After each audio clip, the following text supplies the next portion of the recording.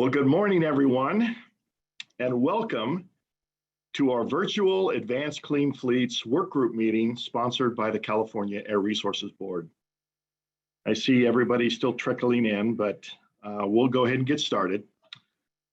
Today's meeting will focus on the high priority fleet requirements of the proposed Advanced Clean Fleets regulation and is meant to continue the discussion on topics raised by stakeholders during our September 9th workshop. Today's meeting is the second of several workgroup meetings that are being planned with additional focus topic areas, including small fleets, zero-emission vehicle fueling infrastructure, and on emissions inventory. Details regarding these upcoming meetings will be made available on our Advanced Clean Fleets website. Our workgroup meeting today is part of our Advanced Clean Fleets regulatory efforts of achieving a zero-emission truck and bus California fleet by 2045 everywhere feasible and significantly earlier for certain market segments such as last mile delivery and drayage applications. The goal of this effort is to accelerate the number of medium and heavy duty zero-emission vehicle purchases to help achieve a full transition to zero-emission vehicles in California as soon as possible. My name is Craig During, and I am managing the efforts for the Advanced Clean Fleets regulation. I will be joined shortly by several of my colleagues, including Tony Brazil, Branch Chief of our Mobile Source Control Division, and our presenters today, Jimmy Steele and Paul Arnasia. Today's meeting will be recorded, and a copy of this recording will be made available on our website in the following days. The purpose of today's meeting is to discuss the high priority fleet requirements of the draft regulation language that was released for public comment on August 25th. Our intention is to allow for full and open communication throughout the meeting and allow our stakeholders to ask questions, seek clarification, and provide comments specific to the high priority fleet portion of the regulation. As I previously mentioned, this is the second of several focused workgroup meetings being planned. We held our first workgroup meeting on October 6th, which focused on the public fleet requirements of the regulation, and a recording of that meeting is available on our website, just in case you missed it. We have also recently announced that our third workgroup meeting will be held on the evening of October 26th to give another opportunity for smaller fleets to provide input on the proposed regulation. More information about this meeting is available on our website. All right, the structure of today's meeting will follow the same format as our October 6th workgroup meeting. We will first present a brief overview of the high priority fleet requirements and then open the meeting to participant comments and questions for the remainder of our scheduled 3-hour allotted time. And let me remind our participants that our focus today is on the high priority fleet requirements of the regulation. Therefore, I encourage everyone to hold any comments or questions related to other topics, such as drayage fleets, small fleets, and infrastructure for future workgroup meetings that are currently being planned. Okay, in case you haven't already downloaded them, the materials for today's meeting are available on our Advanced Clean Fleets website by clicking on the Meetings and Events link. This includes access to the presentation, the draft regulation language, and links to our informal comment log and comment submittal form. Informal comments on the regulation language or cost assumptions can be made during this workgroup meeting or can be submitted by October 29th using the comment submittal link I just mentioned. I would also like to point out that since our introduction of the Advanced Clean Fleets regulation in 2018, CARB staff have hosted several meetings to provide information to the public and solicit feedback. This includes 5 prior public workshop meetings, 3 prior work group meetings, and an infrastructure forum held in June 2021. In addition, CARB staff have conducted more than 160 individual meetings and community-focused meetings with more than 75 different stakeholder groups and associations. With that said, we plan to continue our outreach efforts with our stakeholders and communities as we move forward with the final development stages of this regulation. Let me remind everyone again that this meeting is being recorded, and the recording will be made available on our website for those unable to attend or are simply interested in viewing it again. During the meeting, the chat feature will not be available. Therefore, you will only be able to ask a question or make a comment verbally by raising your hand and using your microphone. We will call upon individuals in order of your hand, in the order your hand was raised. When called upon, we will ask you to unmute your mic and state your comment or question. As a reminder, please introduce yourself by first stating your name and affiliation before making your comments. Due to the expected large number of participants, I would very much appreciate if speakers can limit your comments to no more than 2 to 3 minutes so others have an opportunity to speak. And finally, if you do experience technical difficulties during the meeting, please email Harinder Fagura for assistance. His email address can be found on the meeting notification bulletin you received to register for this event. Okay, with that said, let me introduce our first presenter today, Jimmy Steele, who will walk us through the first part of today's presentation. Jimmy? Good morning, everyone. My name is Jimmy Steele, and I am an air pollution specialist working on the Advanced Clean Fleets regulation. I will present the first half of the high priority fleet presentation, and Polynesia will be presenting the second half. Today's presentation will include some background, an overview of the proposed regulation, and then we will open the floor for discussion. On September 9th, we held a workshop to discuss the initial draft ACF rulemaking language and updated cost assumptions. Today's work group continues the dialogue for the high priority fleet sector, and we will also have a series of upcoming work groups. We have a small fleets work group scheduled for October 26.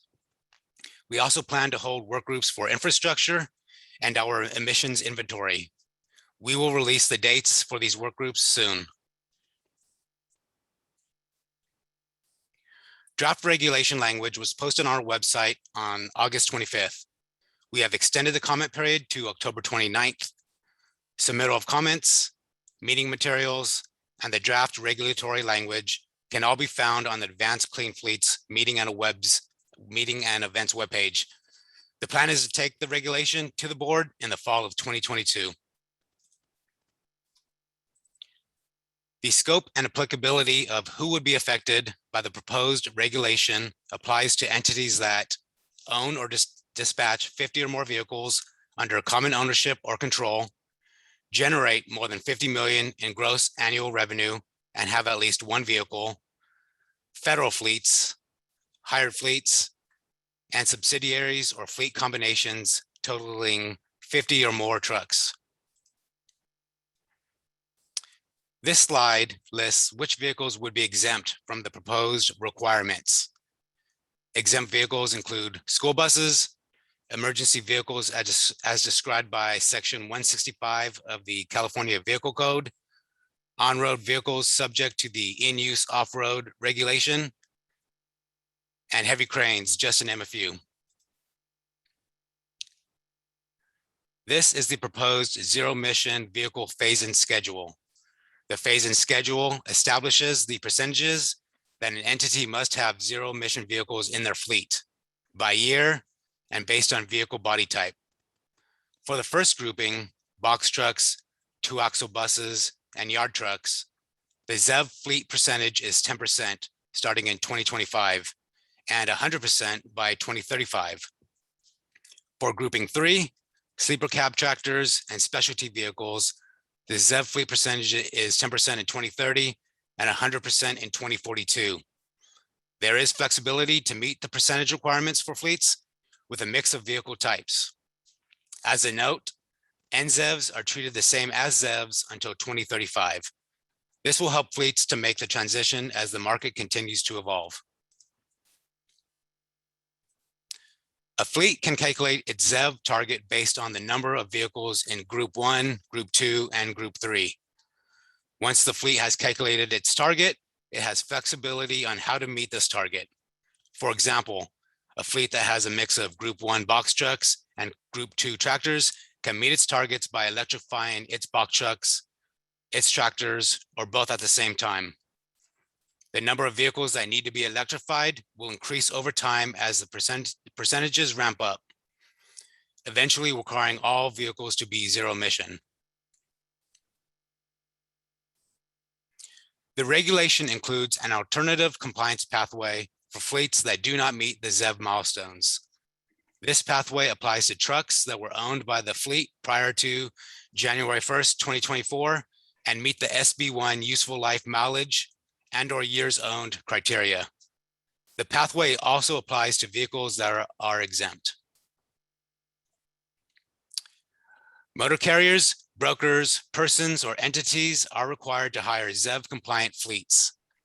ZEV compliant fleets will be listed on the CARB website, and fleets will have the ability to print a ZEV compliant fleet certificate.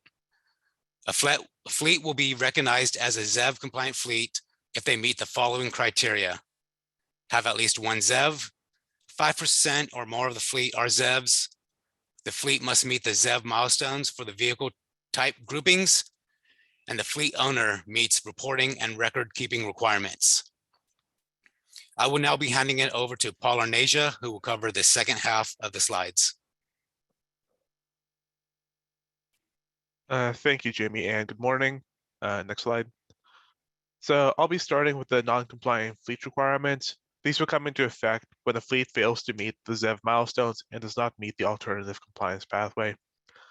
Non-compliant fleets would face two additional requirements. First, new additions to the fleet must be zero-emission vehicles unless an exemption is granted.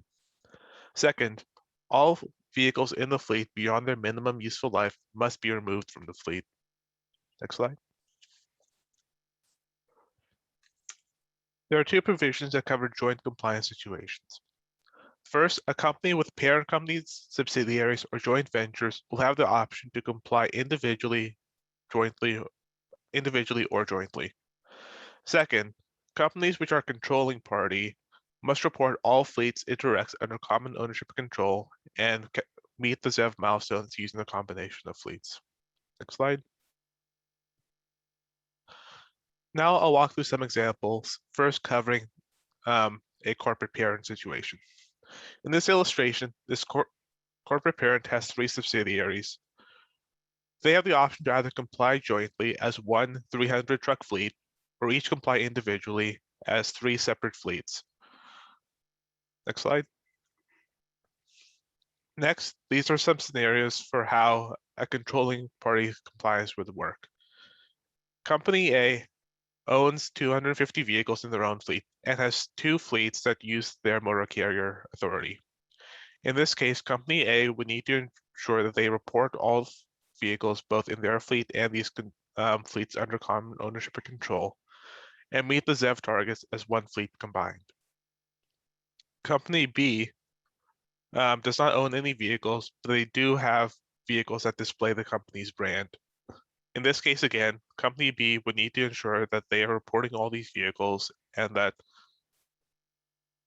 the combined fleet meets the ZEV milestones. Next slide. Okay, to provide a little bit more detail on what common ownership and control means. Some examples of what this could cover include having the same motor carrier number, displaying the same name or logo, or contractors representing the same company. All these would be considered examples of a companies under control of a controlling party. This is not meant to include or address brokers who are dispatching loads on ad hoc or limited basis or load board operations, as these situations do not have a common ownership and control aspect. Next slide. Now on to the reporting requirements. Reporting must be completed annually by March 1st or within 30 days of adding or removing vehicles from the fleets. Information that must be reported include general company information, such as the name and contact person, vehicle information, including information about each vehicle, information about each vehicle's fuel and drivetrain type, and for tractors which are 12 years or older, information about the mileage and engine family. Additional information must be kept and be available upon request from CARB as part of the record keeping requirements, and some of the examples are listed on the slide. Next slide. Okay, so now on to the exemptions. So first is a backup vehicle exemption. Vehicles that meet this, which qualify for this exemption, can be removed from the ZEV milestone calculations. This does not include yard tractors. So in order to be eligible, the vehicle cannot exceed 1,000 miles traveled per year.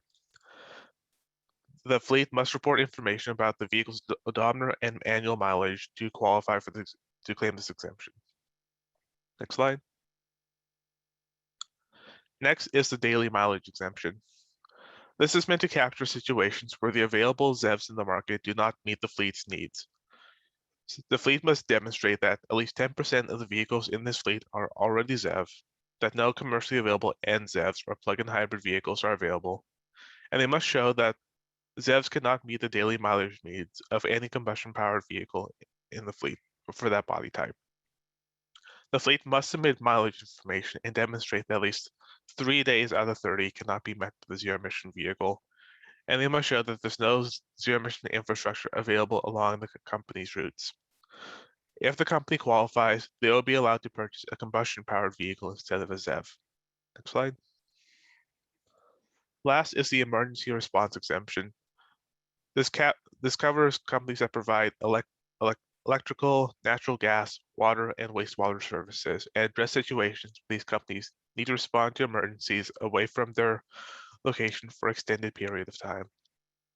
This exemption is limited to 25% of the total fleet, and the company must demonstrate that at least 75% of that particular body type is already electrified, that there are no infrastructure or mobile refueling options available, that there are no plug-in hybrids or NZEVs or plug-in hybrids available, and why adding more ZEVs to the fleet would limit the ability to provide emergency service. Next slide. Okay, that concludes today's presentation. We'll now shift to the question and answer portion. As a reminder, we are currently still in the rule development process, are interested in everyone's feedback. We are accepting written comment letters, and information is available on our meetings and events page, as well as information about future meetings. So again, as Craig mentioned earlier, but we have a good amount of people at this work group, so please keep your comments to about 3 minutes, and we'll be able to get through as many people as we can. And unless someone has anything else, I guess we can just get started. So first name I see is Bob Shepard. So Bob, I've given you permission to speak. If you could unmute yourself and give your affiliation and begin. Good morning. You hear me okay? Yep. Okay. Back in 2019, the Caterpillar dealers had sent in a couple of letters having to do with rental vehicles and the issues with that entity. In other words, we have no control on where the equipment will be used by the renter or the lessee. So, and we're talking about heavy duty construction type rental vehicles, dump trucks, bucket trucks, water trucks. And those don't have and won't have charging stations out on the rental sites that would accommodate those particular vehicles. So we had asked at the time for exclusions of those rentals that would be less than a year, and those rentals that would be more than a year would be subject to the end user responsibilities. So that's the first part. The rental vehicle is charging stations can be a real issue. The ability to find where vehicles are and be able to switch them over to electric is going to be an issue. The other thing that we did identify back in 2019 was the construction industrial equipment service vehicles. And these are going to be an issue until it's feasibly defined as to how the PTOs will work with the equipment. Any PTO that's going to be used on a service vehicle that wants to run long miles is going to be an issue. So there needs to be some way to be able to exempt those particular vehicles until such time that those vehicle types are available. Anyway, those my comments. Okay, thank you, Bob. And I guess I can maybe ask a question about the second portion of that on the construction and industrial service vehicles. Right now, we have a specialty vehicle exemption that would vehicles that are using PTO while stationary Class 8 vehicles would be classified specialty vehicles, and the requirements wouldn't begin until the 2030 timeframe. I think we, from our perspective, see that's giving enough time for the technology to develop between now and 2030. Do you think that's still an issue from your perspective as a fleet owner? Well, yes, I understand. What I don't want to happen is 2030 comes around and all of a sudden, bang, we have to be at 25% on all of those vehicles because something may be available with the PTO. So, I also addressed something similar to what they had in the 2014 version of the truck and bus, and that was a limitation as to the number of vehicles anybody would have to replace in any particular 3-year period. So that's a separate comment altogether. Well, this is Tony, just to add to that. So yeah, if it fits the specialty vehicle category, that requirement would begin 2030 and it would start at the 10%. So it would be phased in a similar manner, the same manner as that group 3 list. So it would be phased in. Okay. The rental issue, we probably need to take that offline with the rental companies maybe, but we definitely have a concern there whereby the rental companies do operate on high utilization, and if there's no charging stations out there, but we are forced to replace our rental construction vehicles with electric, and they just sit in the yard, there's no reason for that. So that's the reason why we had sent those letters. I can resend those letters if you'd like. They were from September 10th, 2019. Addressed to both you, Tony, and Paul. Okay, I'm sure we have a copy. Yeah, but we can follow up. And then anybody in the similar situation that we'd be interested in understanding a little more specifics about the vehicle and use, because when we're talking the 2030 timeframe, again, it's not just battery electric that is likely to be an option. Hydrogen would likely be an option as well. And then, as you know, in the future meetings, so I don't want to get onto this as a topic, but part of the issue here is infrastructure and infrastructure availability and publicly accessible fueling. And I understand that certain construction sites are going to be more remote and things like that, but I think there's a number of things that are likely to change between now and that time frame, and we're going to try to factor that into the proposal as well. Understand. So, thank you. Yeah, details are very helpful for us to have. Okay. Okay, thank you, Bob. Next, we have Edward Phillips. Okay, giving you permission to speak, if good, unmute yourself and give your affiliation and begin. Yes, thanks, Paul. Eddie Phillips, BNSF Railway. Thanks for having this workshop. Let me start by saying, again, I've said this before, not all truck uses are the same, right? So you have truck uses, for example, that are the trucks never leave a facility. They just go back and forth within a facility. You have other trucks that their use is to leave the facility and go out somewhere else. And because of that, because not all truck uses are the same, there are some zero emission trucks that I think are ready, commercially ready, right? Those would be the depot bound, facility bound trucks. For trucks that have a specialty use, they're 4-wheel drive. They typically work 12 to 16-hour days. While they're stationary, they're running power. In other words, they're not shutting off the engine. It's not a delivery truck. They're actually working while they're stationary. Those, I don't know of any truck that's 4-wheel drive, zero emission, that can run 12 to 16-hour days. And so when we talk about exemptions, you talk about mileage, to be able to prove that there's no zero emission truck that can meet the mileage demand. But it's not just the mileage demand, it's the use of the truck that needs to be looked at.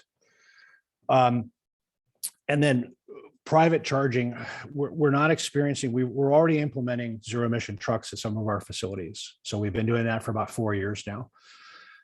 The private charging, the depot bound or facility bound charging, it's not the trucks that are giving us the issues, it's the charging. Previously, I said we had chargers that were about 6 years old and about 2/3 of them were failing. Actually, I was wrong.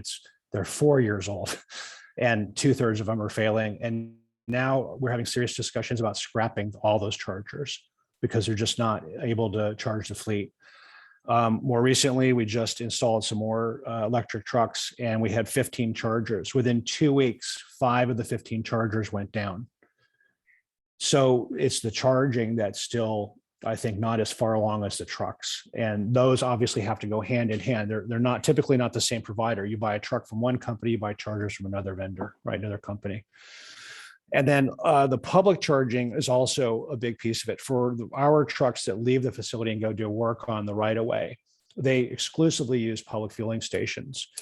So I'd like CARB to think about this. I know you've said previously that you're working with the Energy Commission and other people on the public charging, but I did a quick search. There's about 10,000 public fueling stations in California.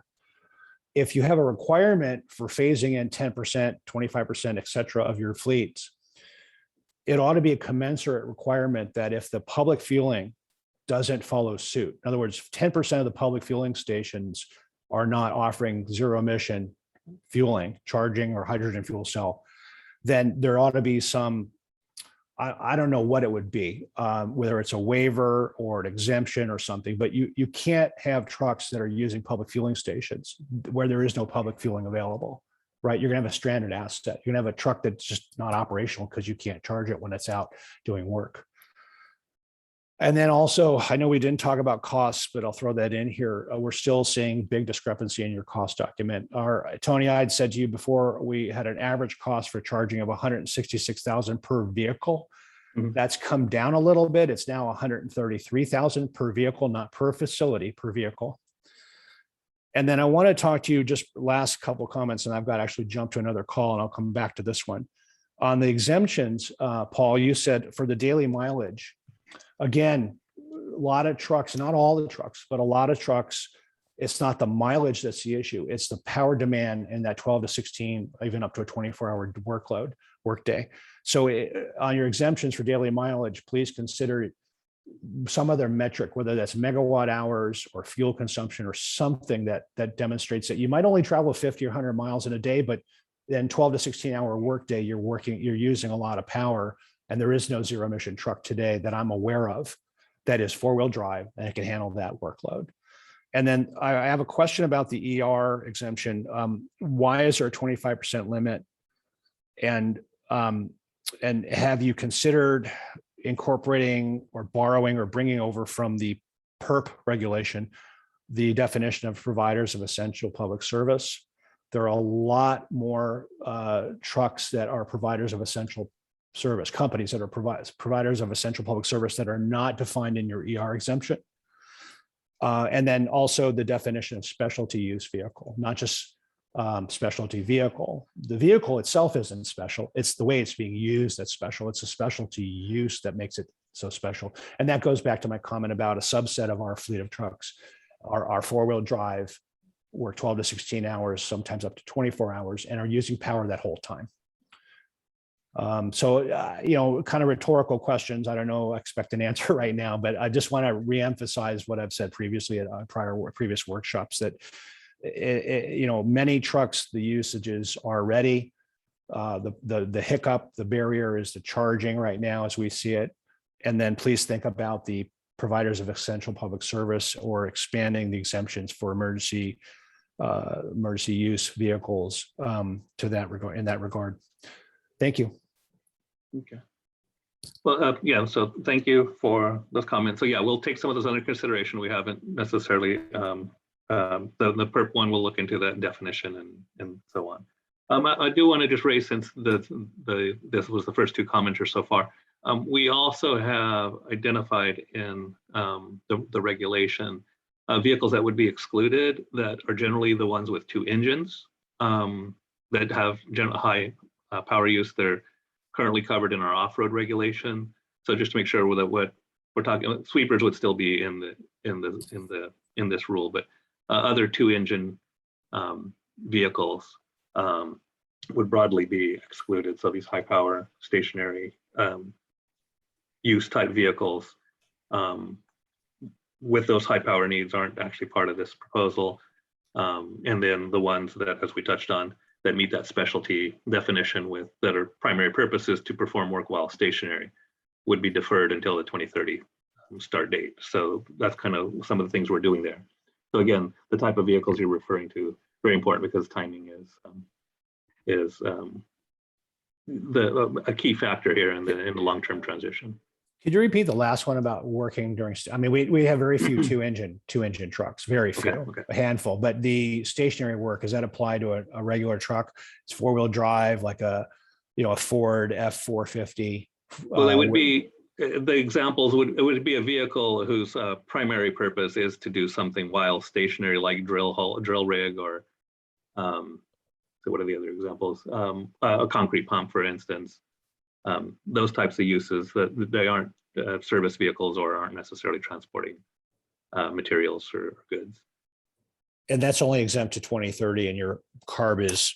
Those would be. I don't want to use the word hope, but you're hoping that the technology catches up, because today the only truck I see, Tony, that is out there is a Rivian.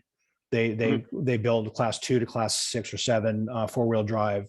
They look promising. The problem is, if the requirement's 10%, 25%, we need to have some experience with them before we want to buy them. We don't want to wind up with what are the cars they made for Back to the Future? Where they, after 2-3 years, they go bankrupt. We can't get parts. We can't get service. So we want to have some experience with them. And it's my knowledge, Rivian doesn't have any or many customers out there today. So, and then everything else we see is aftermarket. So you buy a brand new truck, but then you have to go to a third party to convert it to a near zero. So they put a battery on an existing truck. So you buy a Ford or a Chevy, right. And so that's something else that's of concern. All right, I won't take more of your time. I've spent over the 3 minutes, and I do need to go to that other call. I'll come back. Just thanks for holding the workshop. Thanks for taking my questions and comments. Yeah, thank you. Thank you. Okay.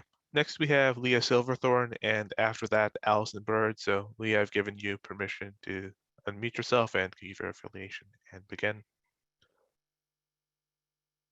Hey, everyone. Can you hear me? Yep. Great. Well, I have one comment, and it does kind of piggyback off of my colleague at BNSF's comments about the infrastructure, and then 2 questions. So the first comment on infrastructure, and I appreciated during the early slides that you indicated that you're going to be having a series of workshops on infrastructure. But I do just want to emphasize that, it's the charging units itself in both the private and the public fleets, but then also just the general coordination with the CPUC and the CEC on the load requirements for the grid. right? So I'm hopeful and I would request that those be joint meetings with the CPUC and the CEC so that we can address all those issues. Because I have members right now that are making siting decisions, right? Where are they going to put their next facility? And those siting decisions are for builds that would this RAG implementation starts. And so obviously it would be much easier if they could build in the charging infrastructure up. And the CPUC and or the CEC's timelines with the grid requirements, you know, then we've put those members at risk of really not being able to do their build outs and having to be forced to not only move those jobs over the border, but also to move the vehicles over the border. So I'm hopeful that in the infrastructure discussions, you know, the CPUC and the CEC will also be involved. And we can really look at, you know, how are these timelines aligning with where those other agencies are on their grid improvements to support the rollout. So that's my comment. And then I have two questions. I wonder if you could go back to slide 3 in the presentation. Sure, Jamie, can you put the slides back up? While we're waiting for that, hi, this is Annalisa Bevan. I'm the infrastructure specialist at CARB. Hi. I'm working on putting those meetings together, and yes, I am intending for those to be joint meetings with our partner agencies, CEC, CPUC, and GoBiz. Lovely.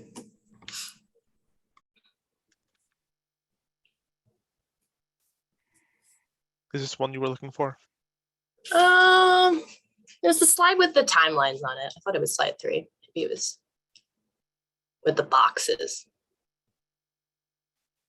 Okay. There you go. So you might have answered this question in a previous workshop, but I've missed it. And so I'm looking at the 100% timelines and comparing that with the governor's executive order on electric vehicles. And I'm trying to understand the reasoning behind having those first categories, you know, 10 and 6 years earlier than the 2045 timeline for medium and heavy duty vehicles in the governor's executive order. And maybe you can just give me some understanding of the reasoning there. Sure. So in addition to the governor's executive order that was put out in September of last year, we're trying to follow our board's direction that they gave us in the Advanced Clean Trucks Resolution 20-19 that was issued last June. And that set some additional requirements for us in that we have a goal to electrify the last mile delivery sector by 2035, as well as public fleets and drayage, and by 2040 to electrify utility fleets, refuse, and buses. So those are 2 additional timelines that we have in our mind as we're setting out to create these requirements. Okay, and then how does the 100% sales requirement by 2040 jive with these numbers, considering effectively you're putting a 2040 time limit on all sales? So what is there going to be available to buy post 2040? So how do those timelines align with the sales requirement?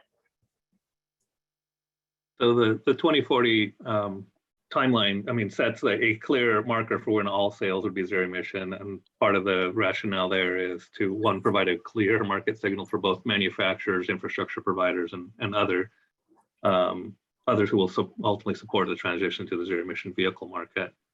So that gets us closer to the governor's goal. So this particular rule is kind of part of an overall strategy. And as you know, the fleets that are targeted here did not cover 100% of all trucks.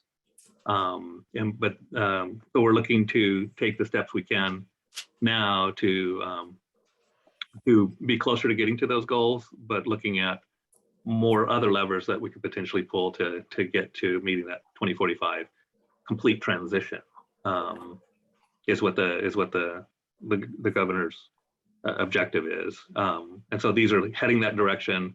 Won't get us 100% there by itself, but there are other things that can change over time to enable that. So if I'm a specialty cab tractor or a specialty vehicle, if I'm a fleet that needs one of those, and these are purchase requirements, right? Who am I buying from post 2040 to meet that 2042 goal? Well, at that point, any manufacturer who's selling trucks into California would be one that does that. And keep in mind that a number of other states are also looking to adopt a lot of the same requirements that California is doing. So this will actually be bigger than just California. So if you're a fleet that needs to buy a sleeper cab tractor, a specialty vehicle before 2042, so between 2040 and 2042, you're going to have to go outside of the state to buy a vehicle, essentially. No, I want to make sure we're not talking past each other. So the Advanced Clean Truck Regulation set requirements on manufacturers starting in 2024 to sell zero emission trucks as part of the sales. And so in 2024, it starts at 5% to 9%, depending on the category. And then Right. No, I'm sorry to cut you off, but I understand that. But you're saying if 100% of all in-state sales have to be zero emission by 2040, what are these post 2040 purchases? Who are they buying from? They'd be buying zero emission trucks. Yes, but you're not requiring they be at 100% until post 2040. So I guess I think you should maybe go back and think about how the dates align and the implications for that. I think one thing just to consider is that this is a fleet requirement. So while it might be 100% by 2042, that is 100% of the fleet. So in order to achieve that, they'll need to be making these purchases a good deal ahead of time to achieve that ultimate target. So, but effectively, if you have 100% sales requirement, you're requiring that everyone either buy vehicles outside of the state or buy an in-state ZEV by 2040. If you can't sell a non-ZEV in the state, you can't buy a non-ZEV in the state, right? Well, yeah, and the way the reg here is structured, you wouldn't be able to comply if you were essentially buying non-ZEVs in the 2033, 35 timeframe. You would have to be, in essence, buying all zero emission. Right. Earlier, right. But it really depends on the fleet and the fleet mix. So effectively, we're really looking at an earlier timeline, which makes that infrastructure discussion, I think, all the more important. Yeah. And then my final question, and I'll have our comments in today, so we can kind of chat about those further in more detail. But what is the process? So there's a lot of exemptions, which I think is useful, and I think I would echo the comments of other folks that we shouldn't just be looking at mileage, but we should be looking at other duty and other uses. What is the process that you envision for that exemption? Because I could see that, and I think some commenters in the past have commented on that, taking up a substantial amount of CARB's time. And I know there's been some regulations at the air districts with exemptions that have taken, a substantial amount of time, 6 to 9 months to a year to get a decision on an exemption. And so what is your vision for what that process will be? Because, we would want to see, a streamlined process where somebody can fill out a form and send it in.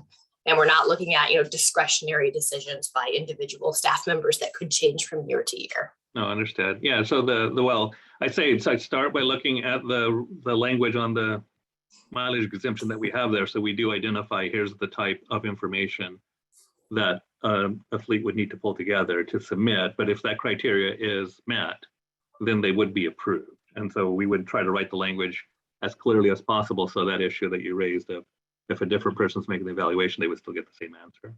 So who would be making those decisions? Who's reviewing the documents? And ultimately it would be the CARB staff would be reviewing the documents and the information and would be looking for, did you meet the criteria of providing the information that's necessary to justify the exemption? Got it. And you have a dedicated staff person or a group of people? Or multiple, yeah. Yeah, we would. I mean, because we have some experience with this in the truck and bus regulation and dealing with individual circumstances. And then there were comments raised earlier about, or not earlier, in other meetings about ways to streamline it. And of course, if there are, we would be more than happy to entertain ways to make this easier for everyone. Okay, cool. All right, well, I won't take up any more of your time and hopefully we can connect again after you've reviewed our comment letter and chat. Yeah. And thanks again for holding these.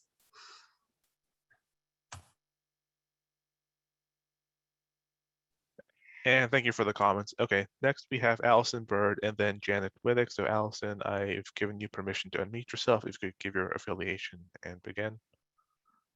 Okay, this is Allison Bird from FedEx Express. And my comment relates to the exemption process where essentially you have to prove there's no NZEVs that you can purchase instead of the ZEVs.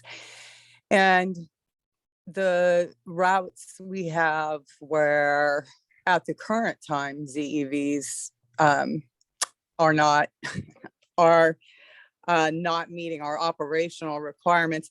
I really don't think that having us go to NZEVs where we're not going to have infrastructure at our facility, and most of these routes are going into the mountains or into the desert, and we want to have them be able to get there and back without having to fuel. So an NZV is, it's kind of a diversion on our path to getting to ZEVs, but there are also other issues for us about maintenance and parts. So, we would prefer that we don't have to go through this NZEV step. And, the other thing about infrastructure along the route is, I think that you did address it where you could do like energy calculations to show why it doesn't work. In the presentation, it just says there's no infrastructure along the route, but that's not really the issue. It's where that infrastructure is. So I would just say that the path to NZEVs, if that's not an option that you're already using, it's hard to support those vehicles in your fleet, especially when, they're only there to meet an exception.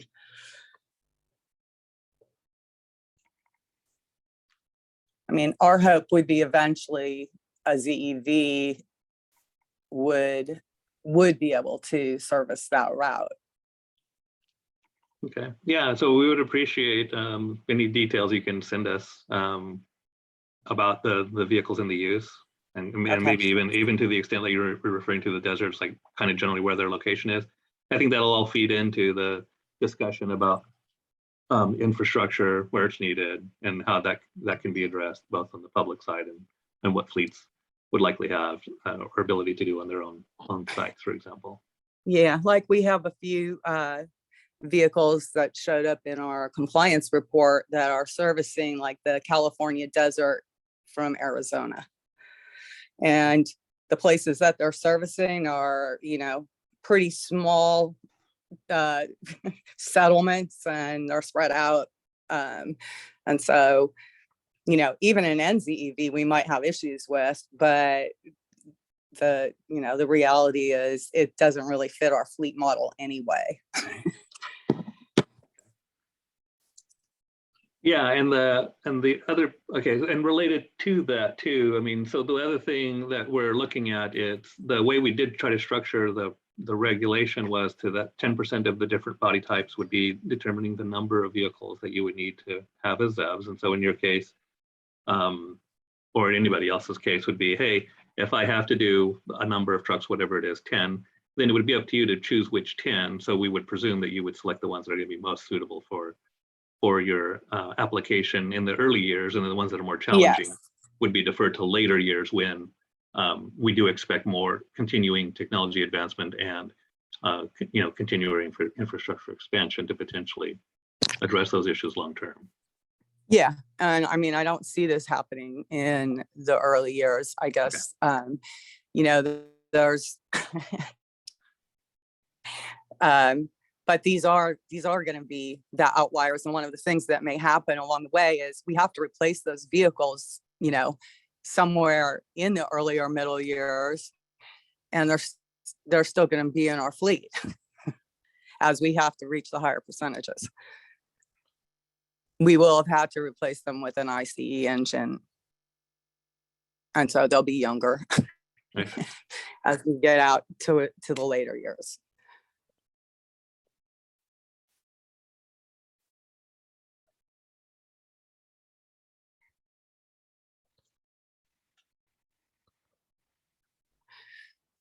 I have a few other comments, but I will put them in writing because they're smaller and pickier. Well, thank you for that. Yeah, we'd be happy to see those. Okay, thank you, Allison. You're welcome. All right, up next we have Janet Wittek, and after that, Andrew Taylor. So Janet, I've given you permission to unmute. Can you give your affiliation and begin? Yeah, hi, good morning, everyone. This is Janet Wittek with the California Council for Environmental and Economic Balance, otherwise known as CEB. So thank you for this meeting. And I really want to encourage you to host a series of iterative work group meetings and not just have this be one off, because I think you can get a sense we all have so much we want to talk to you about. And even today, I'm only giving you a few comments. And again, we'll submit written comments. But I think having an ongoing series, almost even monthly meetings by fleet category would be fantastic. And, you know, I think all of us could submit to you ideas of topics for future agendas.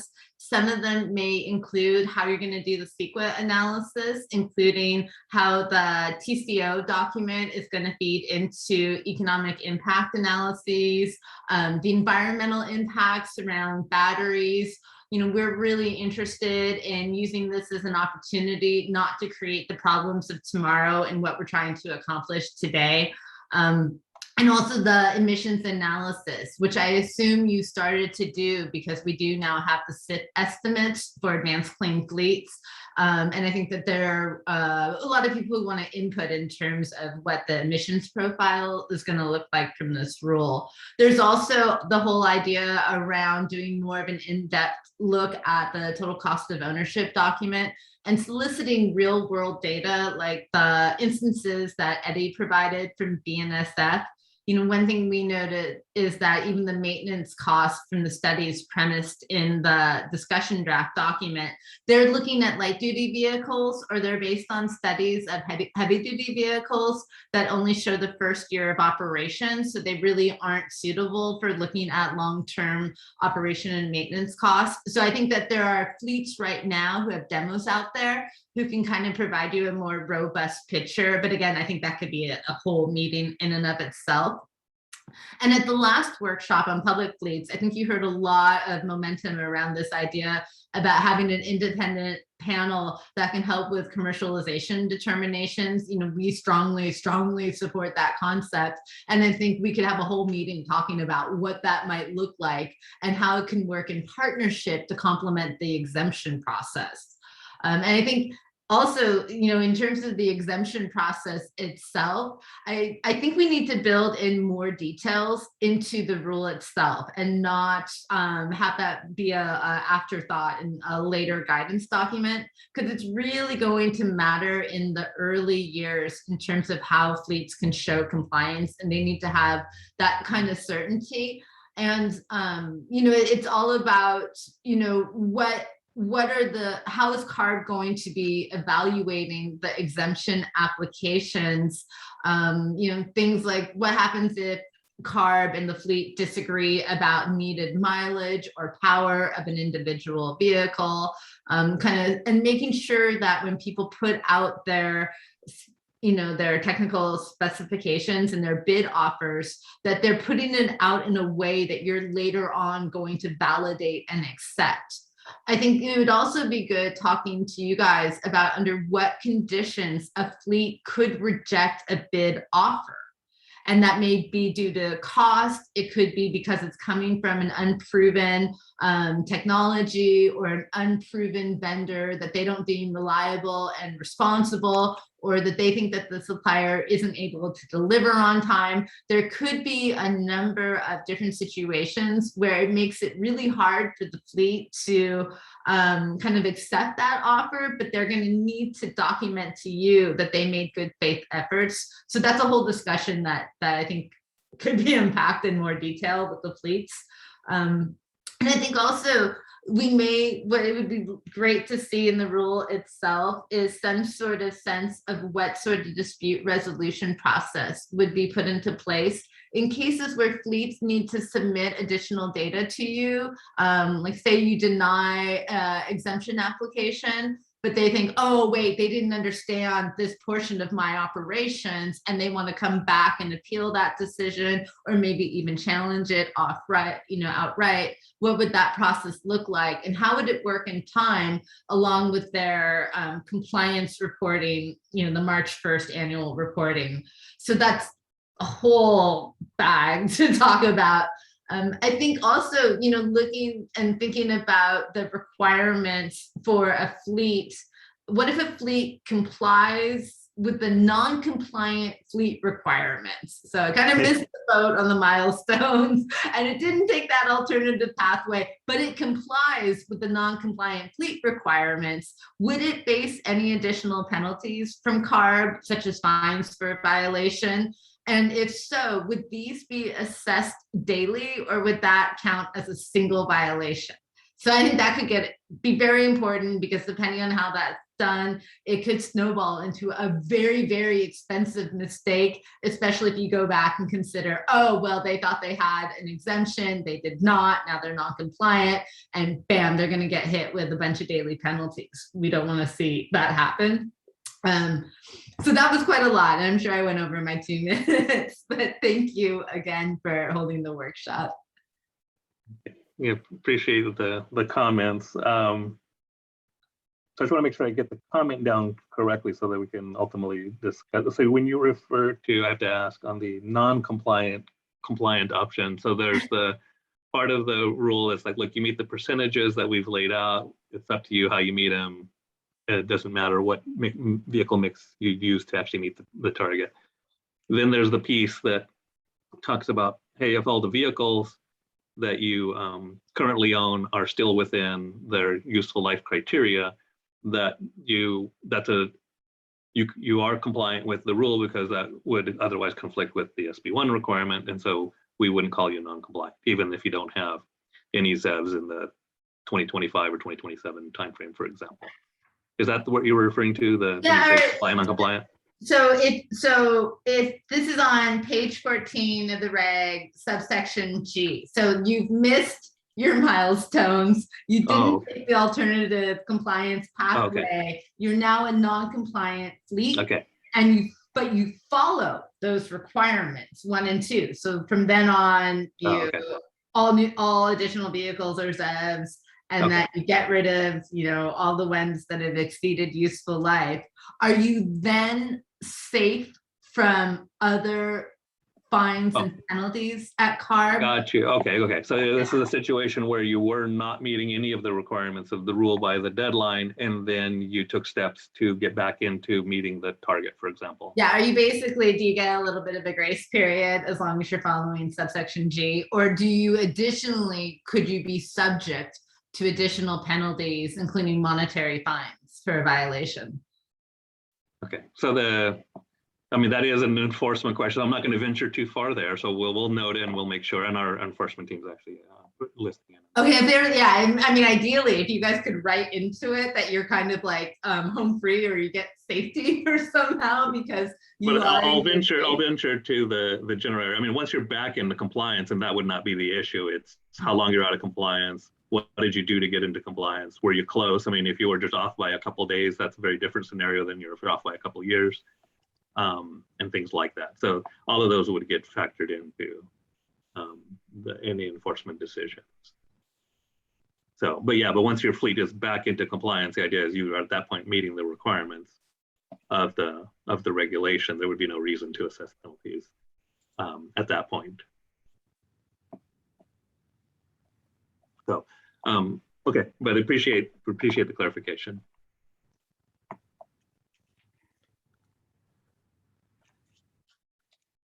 Okay. Thank you for the comments, Janet. Okay, next we have Andrew Taylor, and after that, Glenn Shoei. Okay, Andrew, I've given you permission to unmute yourself. Could you give your affiliation and begin?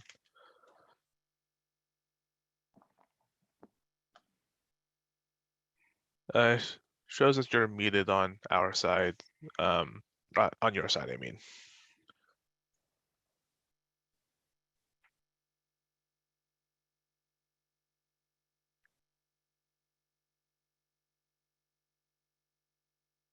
Let's go to the next one, Paul. Yeah. I see it looks like it got unmuted. Yeah, but we're not hearing anything at the moment. Okay, let's go to the next one. We'll come back. Yeah, we'll come back to you, Andrew. Okay, next is Glenn, and after that, Dan Potter. So Glenn, can you give your affiliation and begin? Yeah, thanks, Paul. Glenn Cho from Toyota Motors North America. Paul, can you go to slide number 15? Sure. Jamie, could you pull up the slides?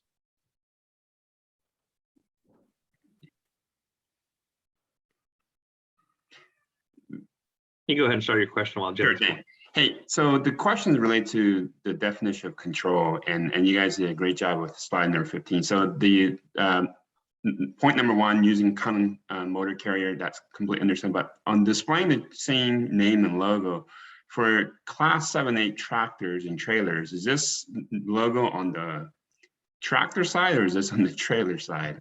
The tractor side in this case. The trailer can be whatever logos the tractor. And then it says here contractors who represent the same company. I mean, how would you guys define the word represent? Is it like through the logos or is it through? I mean, how would that work? We're kind of want some clarity on that one. Yeah, this would be a situation that maybe isn't so common, but there's a number of companies that usually are linked in some way. In some cases, as you talked about, they'll literally have the same brand truck, everything looks identical, but legally they're separate entities, but they operate often with a common phone number and other things like that. They just might be operating in different parts of the state.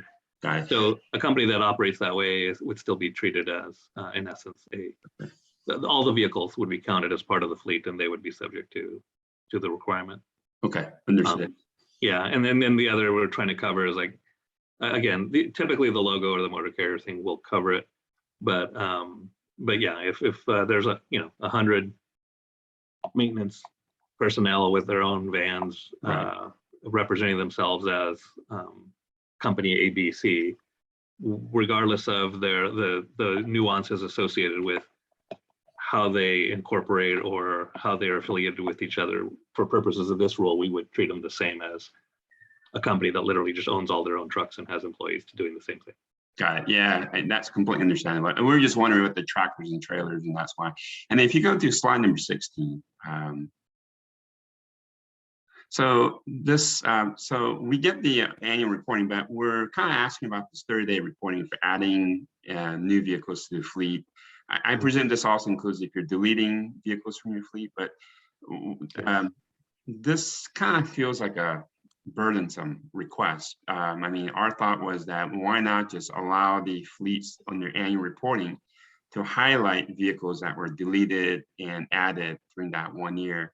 We have cases, for example, that Toyota will go out and do a short-term lease on a tractor to support a seasonal rush on goods. And so we would have to rent a tractor for a few months. And then so this would then be a little bit more burdensome than, because we have to report this since it's part of our fleet for 30 days, after 30 days. And then, so that's why we're wondering, is there a way we can kind of bypass this request for adding this 30 days requirement and just highlight it as part of our annual report?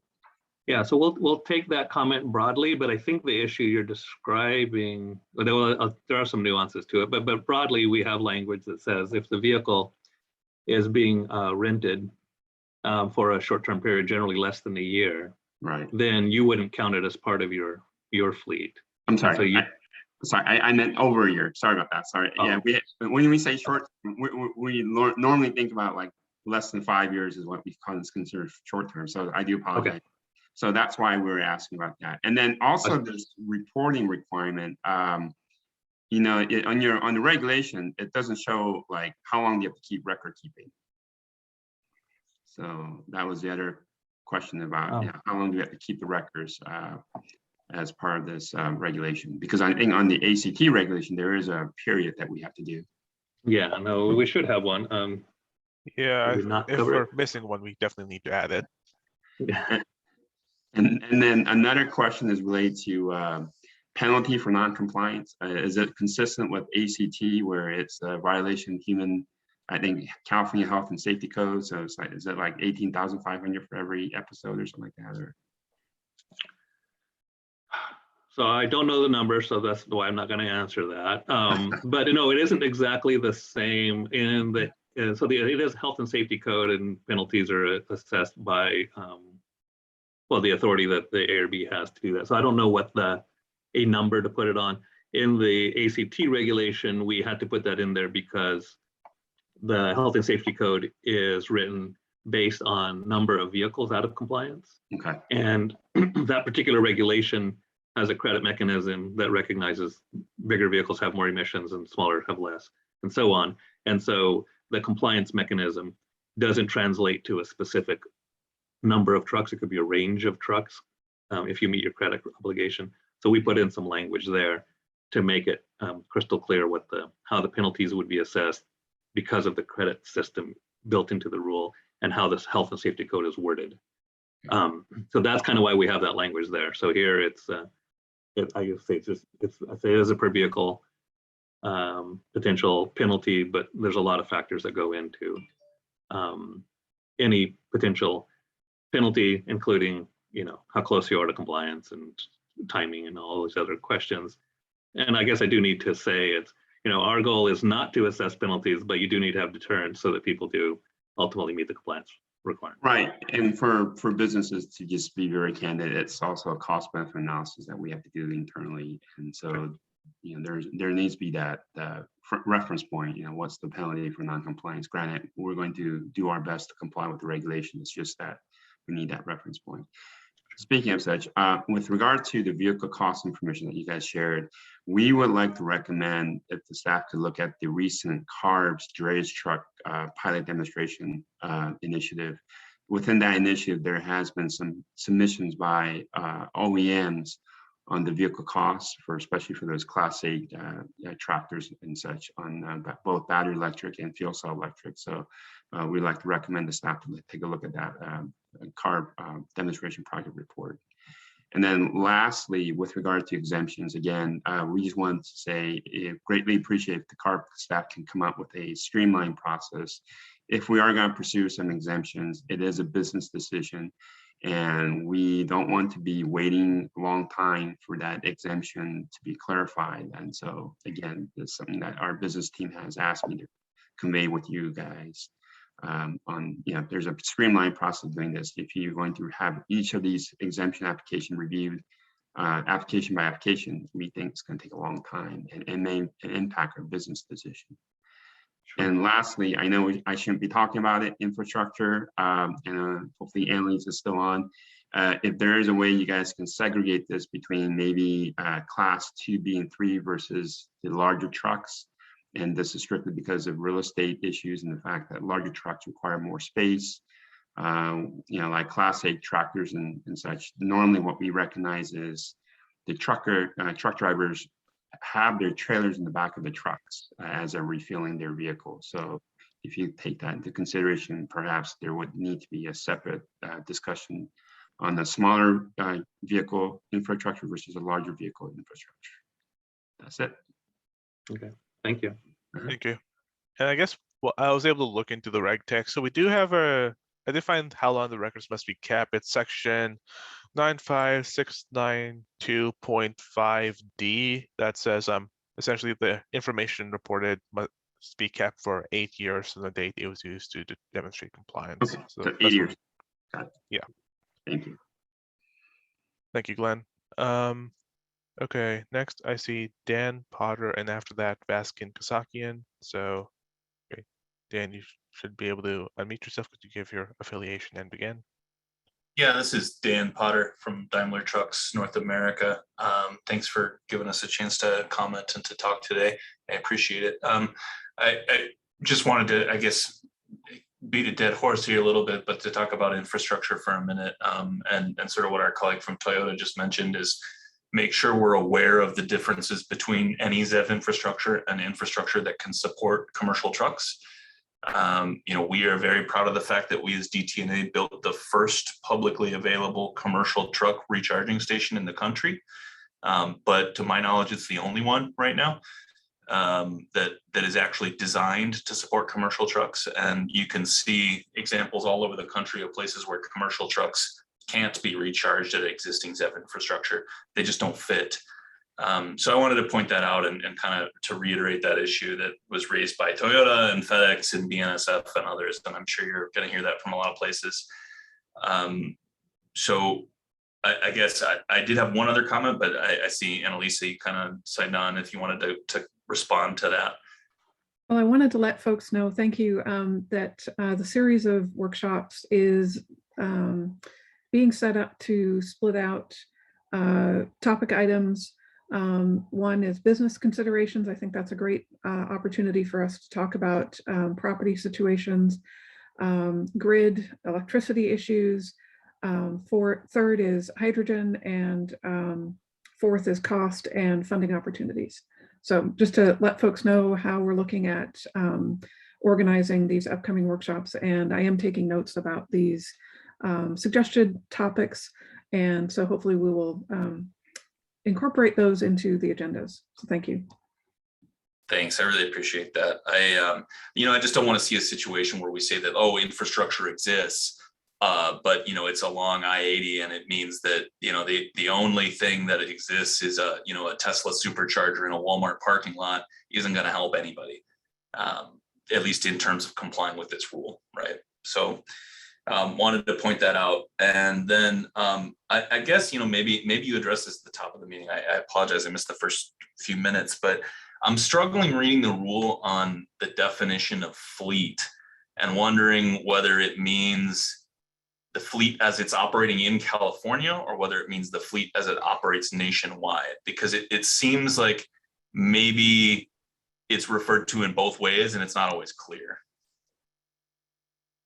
Okay, yeah, so we'll look to clarify that. So where it isn't as clear, we would appreciate somebody pointing it out. But yeah, we do have a couple of items. One is just determining who's subject to the requirement. And so there is the $50 million threshold. There's also the 50 truck threshold, and that is based on US fleet, if you will. But the only vehicles that need to meet the percentage requirements are going to be the ones that are actually operating in California. Yeah, I'd appreciate it if you could clarify that a little more directly in the regulation, although that's the way I read it as well. A little more clarification would be good. But what about, in situations where you say, like, when you add a vehicle to the fleet, like that seems pretty clear when I add a vehicle to the fleet when I buy something, but if I buy it in Ohio, do I need to report it at that point? Or do I only need to call it that when I move it into California? Yeah, so the concept would be that, at this point, I'm going to presume, hey, you have more than 50 trucks to begin with, so you're aware of the regulation and so on. But yeah, you would only report the trucks that would then be part of your California fleet or coming into California. So you wouldn't be reporting it if it's going to stay somewhere in the Midwest or that kind of thing and not operate in California at all. So does that mean that there's an obligation to report every time a truck leaves in or out of the state of California? Because it does look like you have like a within 30 days of a vehicle entering the fleet, which means the California fleet. Do I need to be continuously reporting my motion of vehicles across the state line? Yeah, so yeah, I think there's some details we can work out there, but in principle, it's all the vehicles that operated in the state for a year would be, in essence, what we'd be looking at. So presumably that wouldn't be necessarily changing trucks out every single week or every other week, because that presents its own challenges if you're in essence saying, yeah, every month I'll have 50 trucks or 100 trucks in California, and there'll be a different 100 every single month. That's presents a number of its own challenges. So I guess, yeah, that's something we'll have to, I guess, be more specific about. Yeah, and I think, maybe I'm not the right person to answer that because I don't run a fleet, but I think, having spoken to some of our big fleets, that's a very real possibility. And I think our colleague from FedEx talked about trucks running in and out of, the Arizona-California border on a regular basis, based in Arizona and coming into California. I don't think that they're going to be the same trucks every time. Right. No, right. We know there's going to be some around that. There's going to also trying to find the best middle ground, but bottom line, in principle is if our enforcement personnel were to pull over a truck and it's not reported, and you are otherwise subject to the requirement, then that's going to present a problem. It has to at least be identified in the reporting.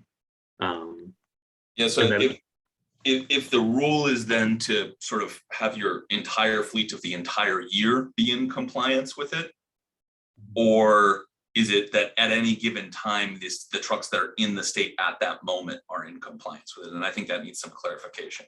Yeah, and I'll also say my default and at least my thoughts were that, yeah, it would be the entire year. Otherwise, it's just too difficult to be able to realistically enforce it. Okay, yeah, I'd appreciate some clarification on that within the rule. Okay. And that's it. Thank you. Okay. Thank you. Thank you. Okay, up next we have Vaskin Kasakian, and after that, James Cottenham. So Vaskin, you should be able to give your affiliation and begin. Thanks. Hi, Vaskin Kasakian, Southern California Edison. I want to ask or confirm two questions. One was, did I hear right that PTO equipped trucks would be in the specialty vehicle category? Is that right? It depends. So we do have a specialty vehicle definition that allows some vehicles to be, some of those vehicles, generally we're looking at a Class 8 vehicle that uses PTO while stationary. That's, I can travel the exact definition, but yeah, and that's its primary function, not that it just happens to use PTO. Yeah, so a Class 8 vehicle that's not designed to carry cargo, and its primary function to work is to perform work that can only be done while stationary. And the auxiliary mechanism is and used to perform this work is an integral part of the design. So I guess doesn't specifically say PTO, but it does have some mechanism that's designed to do work while stationary. And is that currently in the draft? Yeah, if you look at the language? definition for specialty vehicle, Part C, that's where that's covered. yeah. So the bottom line, it's fairly narrow. So something like a dump truck would still be, it would be in the 2027 timeline, even though it has PTO. Its primary purpose isn't drilling a hole or. Okay, so it sounds like a concrete example. Yeah. got it. Okay, sounds like there's some details that need to be minced there, but and then separately, there was discussion of, or is this kind of similar to, you were alluding to vehicles whose, you had mentioned primary function is stationary, that might be specialty. This is all in that Part C definition of specialty vehicles, is that right? Yeah. Okay. I mean, it's definitely in the definition. I don't have the section number. No, that's fine. Thank you. So we'll look at that more closely. I guess this is all kind of in the vein of trying to assess.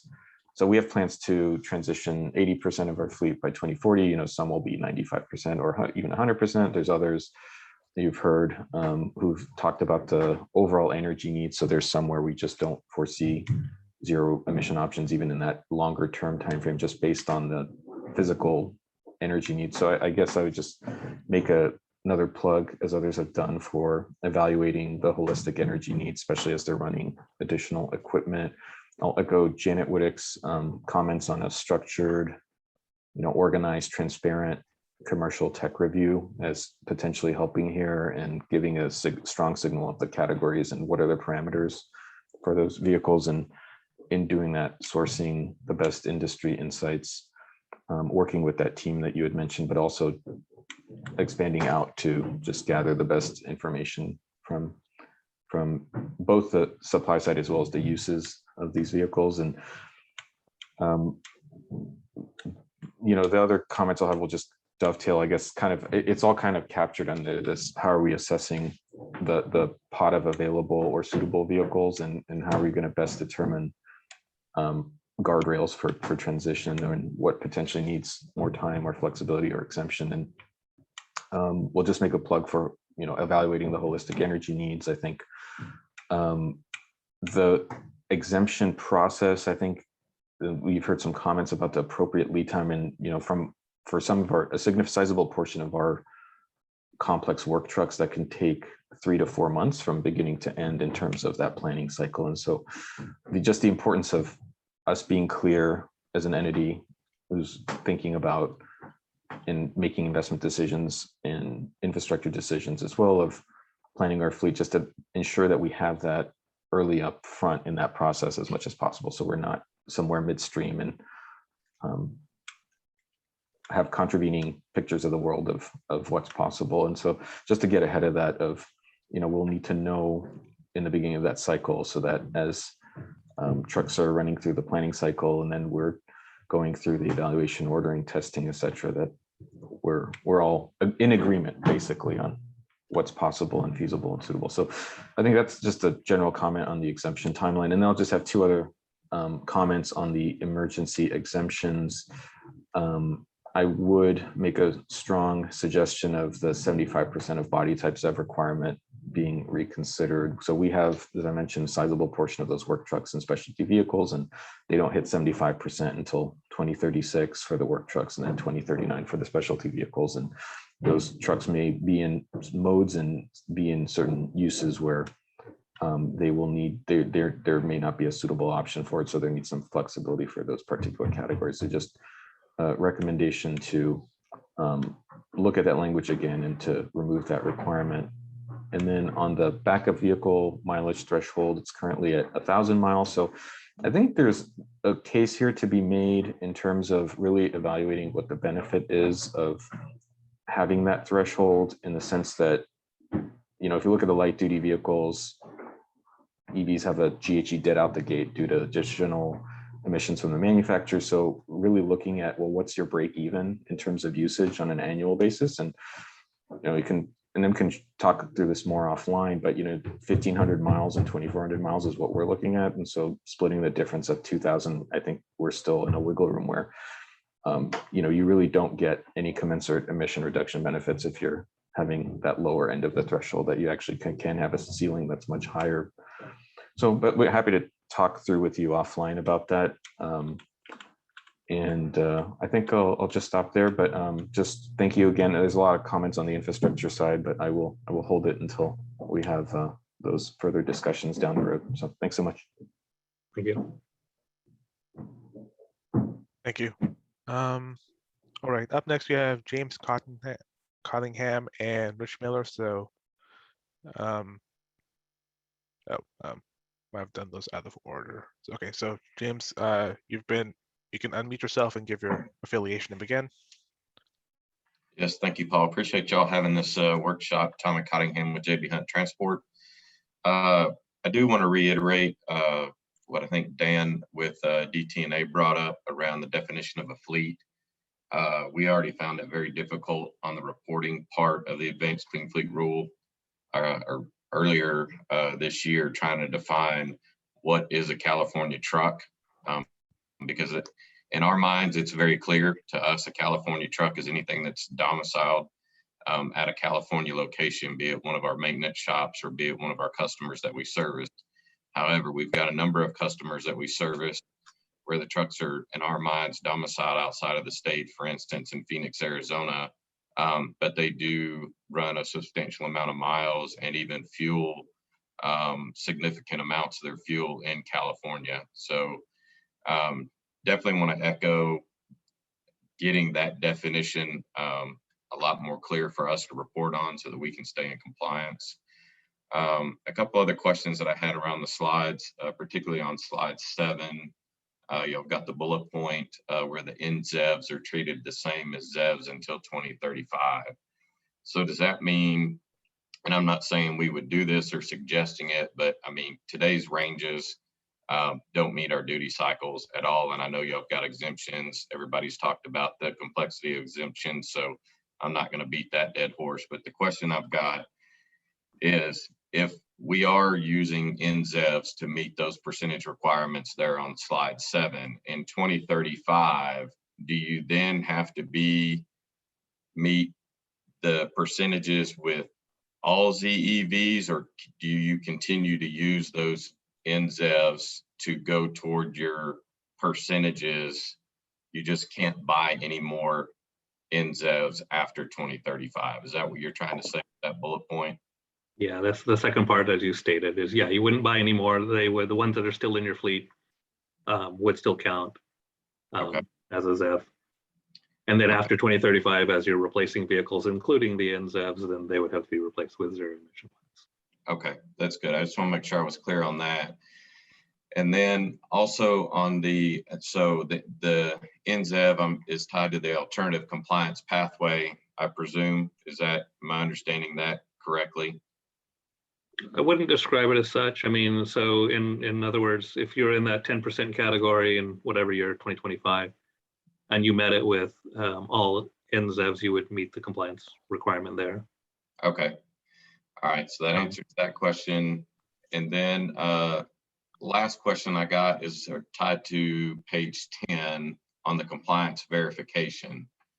So if we're meeting the percentages with NZEVs or a combination of NZEVs and ZEVs, are we still going to be able to print a certificate? I'm going to assume we can. Yes, you would. Okay. Yeah, so right now, yeah, I see that that's not clear, but I think that's in principle what we were.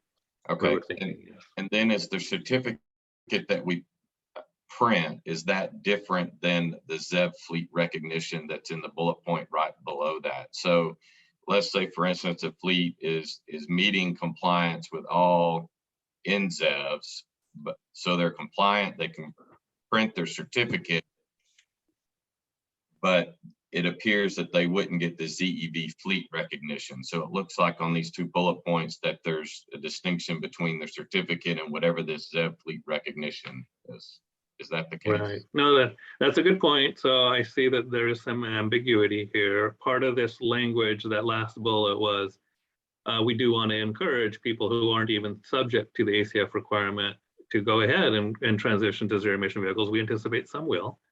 And that we would establish some criteria to say, hey, if you meet this either voluntary or you do it early ahead of schedule, that there would be a way to be identified as beginning that transition early, for example.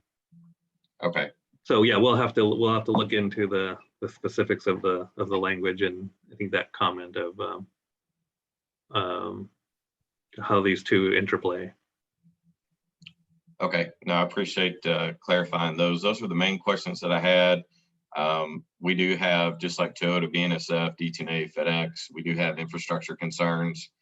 I mean, just a real life example, we're trying to find just a couple acres in Southern Cal area just to park a few trailers, and we're having a hard time doing that. And so land, not only, forget the cost and everything else that gets associated with infrastructure, just trying to find enough land for this infrastructure is going to be extremely challenging for many of us that don't own our properties, and we lease the majority of our property in California. So with that, I think I've exhausted my 2 to 3 minutes, and appreciate y'all's time, guys. Yeah, thank you. Thank you. All right, next we have Rich Miller, and after that, Juliana Rodriguez. So Rich, I've given you permission to unmute. Could you give your affiliation and begin? Yeah, Rich Miller, County of Riverside Transportation Department. Thanks for having this work group here. Our biggest problem is, and as everybody is the infrastructure. As you know, the County of Riverside, or if you don't know, we're 7,300 square miles, and we maintain the roads. Our department maintains the roads of 2,100 miles of roads, and some of the stuff is very rural out in the deserts between Thermal and Blythe.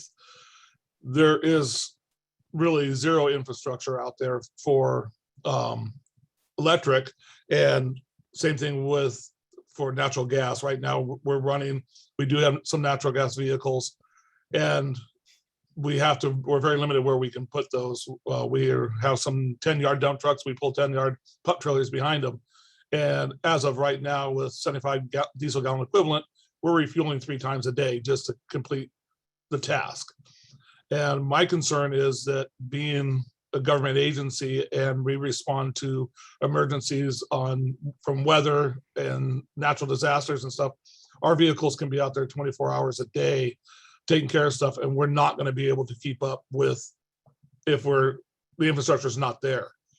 I live basically our stuff. We have very few class 8 trucks. We are from class probably 4 through 7, the majority of it. And like I said, they could be out there 24 hours a day.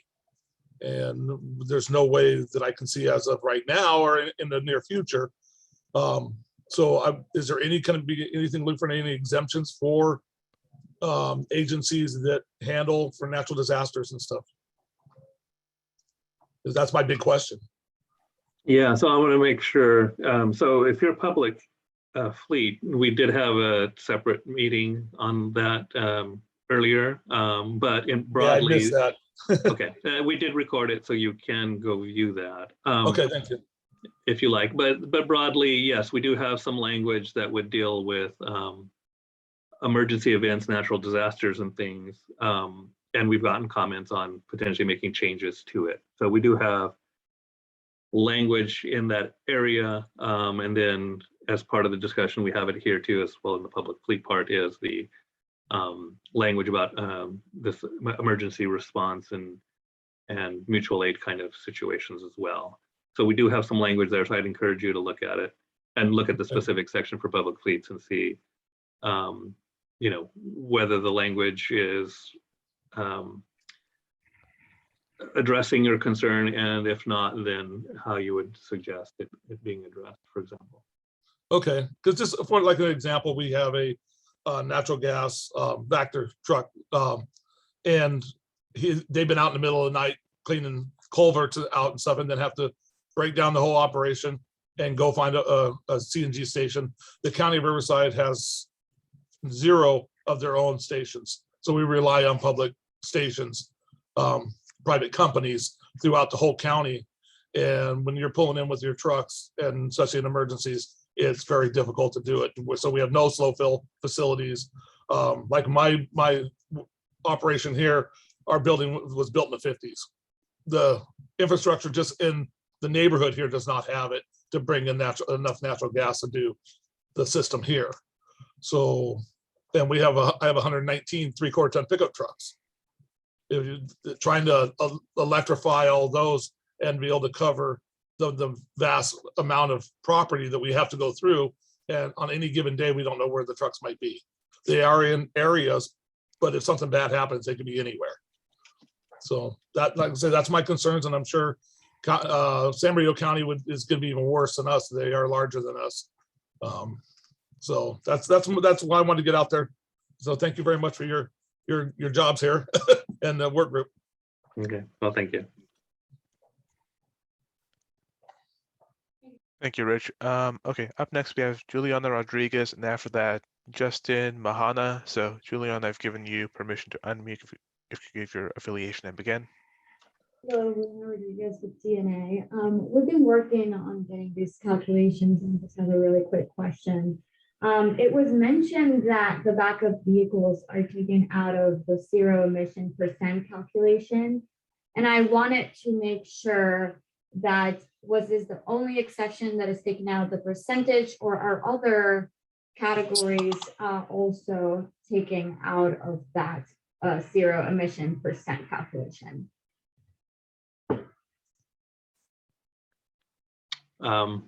At this point, I think that's the only one that's that straightforward.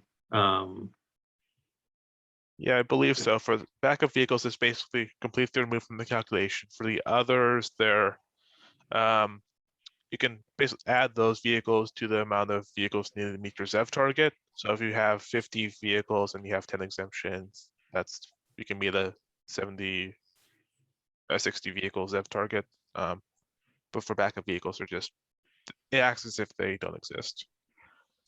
Okay. And make sure we're talking the same language. Yeah, the exemptions don't necessarily reduce the number of ZEVs that you need in your fleet. It just allows you to be compliant by, in essence, purchasing a combustion vehicle in that particular example. But if the next milestone you can meet it, then you would still need to meet the milestone with the purchases you're making between the 2 milestones. Got it. But just going back to the backup vehicle category, that would be taken out, correct? Yes. So if you have 100 vehicles and you say 10 of them are backup vehicles, then it's 90 vehicles that would be even potentially included in the calculation. Got it. And that doesn't change your fleet size, just to make sure we're talking the same language. So if you have 55 vehicles and you say 10 are backup vehicles, then you're still a 55 truck fleet. It's just that only the 45 would be used into doing the percentages. Only the 45 would be used to calculate the percentage. Yeah, 10% of 45, if all of them were box trucks, for example, would be the math. All right, that's all I have. Thank you. Thank you. Okay, up next is Justin Mahana, and after that, Patrick Charles. So Justin, I've given you permission to unmute yourself. Can you give your affiliation and begin? All right, good morning. Justin Mahana, I'm Administrator Corporate Fleet Management for Southwest Gas. I just had a couple comments. I wanted to reiterate what some of the folks had already mentioned about the usage and duty cycle. You know, we operate a very mixed fleet, being in the utility services area. So, you know, our vehicle usage is not very, you know, standard. You know, a vehicle may be,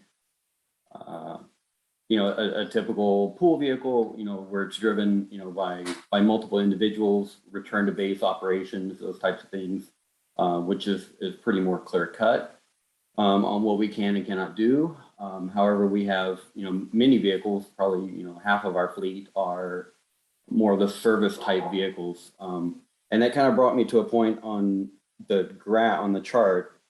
There were work vehicles and specialty vehicles or special purpose. You know, many of our trucks would fit into both categories. You know, they may be class 2, class 3, you know, class 4 trucks with service bodies that would fit into the work truck category, but yet they're running, you know, most of them do have PTOs or engine driven accessories that are required for stationary work. Whether it be air compressors for aerating gas lines, you know, they may run 8, 10, 12 hours a day, you know, depending on the circumstances for that. So maybe some, you know, on vehicles that kind of blur or kind of cross over between the category lines. I guess what, you know, maybe take that into consideration. And then also the duty cycle, you know, like a couple of the folks had mentioned, you know, their duty cycles are 10, 12, 16 hours. We have a lot of vehicles that fit into that category as well, you know, where if they're on a line break or emergency response, you know, they may use the same vehicle for hours on end and just swap out the crews on site. So I would ask that, you know, that be taken into consideration as well. Another note that I jotted down was, I guess, kind of had to do with the replacement years and the replacement criteria. You know, we look at life cycle management of our assets, and many of them are, you know, 10 plus years, depending on usage, mileage, hours, things like that. But, you know, it's pretty consistently 10 to 12 years. So if I buy a non-ZEV vehicle and say 2025, it won't come up for replacement until 2035, 2037.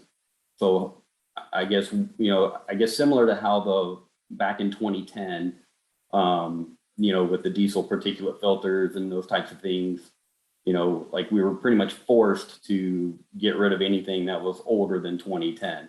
And that kind of forced some early retirements and some additional investments and some money, you know, expenditures because the vehicle hadn't reached its useful life cycle based on our usage requirements.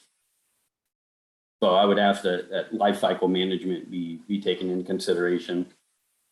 And then my last thought here, you know, we operate in the Victorville area. We have a Victorville division, so that's pretty clear cut. You know, those vehicles are based and housed in California.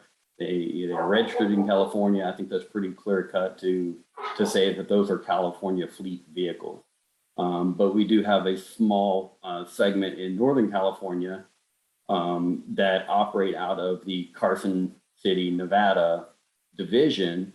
However, you know, we maintain the gas distribution service around Lake Tahoe area. So those vehicles do go in and out of California on a regular basis, but they are housed and maintained in Nevada. So I guess my question is, I know someone else had brought up that same concern, you know, vehicles going in and out of the state. You know, would those vehicles fall underneath this requirement? Or I guess how would those vehicles, you know, registered and based in Nevada be considered? Yeah, so as it's currently written, and I'm assuming here you're not a public agency. Well, we're a public utility, but we're investor owned. So Okay. it's kind of a, Good, okay. But yeah, as written at this point, the ones that do come into California would also need to be reported as part of the fleet. And so, and there isn't a percentage of time or anything like that associated with that requirement. So if 10 of those trucks are going to be in California, or all of them during the year, then all of them would be in essence reported as part of the fleet, and then the percentages would apply to all of the trucks in California, including those. Or the ones that are operating in California, including those. okay. Yeah. I guess going back to one previous point about work trucks and specialty vehicles. So I guess the way we currently have a structure, if we could flip to slide 7, is that work truck is kind of a catch-all category that includes all the vehicles that aren't anywhere else. So if you have a vehicle that fits into the specialty vehicle and work truck definitions, that it's a specialty vehicle in that instance if it meets those requirements. So work truck really is any vehicle that isn't a box truck, van, bus, or a specialty vehicle. This includes things like Jamie, pickup can you go to slide 7? Might make it a little clearer. I want to make sure everybody has that. Yeah. So when we say a work truck, it's really vehicles that aren't in group 1, so not box trucks, vans, or buses, or yard trucks, and not specialty vehicles, and it's a single unit vehicle. So this includes like refuse trucks, pickups, utility bed vehicles, and so on. But those specialty vehicles will fall into the last category and have the requirements beginning in 2030. Okay. Yeah, and Justin, this is Craig. Let me just make one more clarification. You did talk about service trucks, typically class 3, 4 type service truck with a utility body. Yeah, those service trucks may have a generator on board to generate electricity. It may have an air compressor on board. That's not considered a specialty vehicle or a 2-engine vehicle, if you will. It's simply a work truck that has, additional tools on it to help do work. Okay. Yeah, so again, anybody who has vehicles in these categories, I'd encourage you to go ahead and look at the specialty vehicle definition, because it does take some of these more higher energy use kind of uses and vehicle types that are a little more specialized and categorize them as the specialty vehicle category. Everything else, again, as Craig mentioned, you have a welder or something on the back with a generator, that's not going to be in that specialty category. Specialty is going to be, can't think of better examples, but some cranes, drill rigs, digger derricks, those kinds of things that their almost only purpose is to do work while stationary and to otherwise get the equipment, that piece of equipment out to the site. If it's a multi-use vehicle, service vehicle of some kind, then it's not likely to meet that definition. Okay. The exact definitions, number 39, and it's 3 different, just to, I guess, cover it. Any Class 8 vehicle with a heavy front axle is a specialty vehicle. Any vehicle that's custom built and not built off any cabin chassis would be counted. And we mentioned this one earlier, any Class 8 vehicle that does not carry cargo, performs work while stationary, it has an auxiliary mechanism to perform that work, such as the ones Tony mentioned. So those are what we are considering specialty vehicles at the moment. Okay.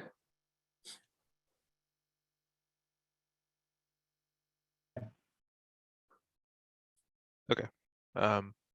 Well, thank you, Justin, and let us know if anything else. Okay. No, thank you guys for. I know you guys have a difficult job trying to make everyone happy and still comply with everything. So we appreciate the work. Thank you, Justin. All right. Next up, we have Patrick Charles and then Rebecca Schenker. So, Patrick, I've given you permission to unmute. Can you give your affiliation and begin? Good morning, Paul. Can you hear me? Yes.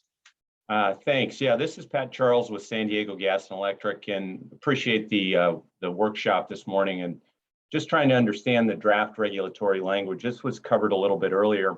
My question's on slide 7 as well. the statement that NZEVs are treated the same as ZEVs until 2035. I see in the general requirements section that it says that adding ZEVs or NZEVs to the fleet, will work. But I'm wondering where in the draft regulatory language it says that's the case until 2035. And then I heard Tony mention, after 2035, those vehicles will continue to count if they're an NZEV. And that sounds like model year. Would it help if we added the words model year? So that's my first one. I wonder if you can help me understand where 2035 comes in. Yeah, I think putting model year will make it clear. And we do, so maybe this is just, we missed it up one or two places. I'm just happen to be looking at I think one of the definitions. We have a compliant vehicle definition, a list of different types of vehicles you can use towards compliance. That's definition number 9. And what the vehicles list include any ZEV or any NZEV with a model year of 2035 or earlier. So I think that captures it, but we might need to make that more clear. Okay, yeah, thank you for that.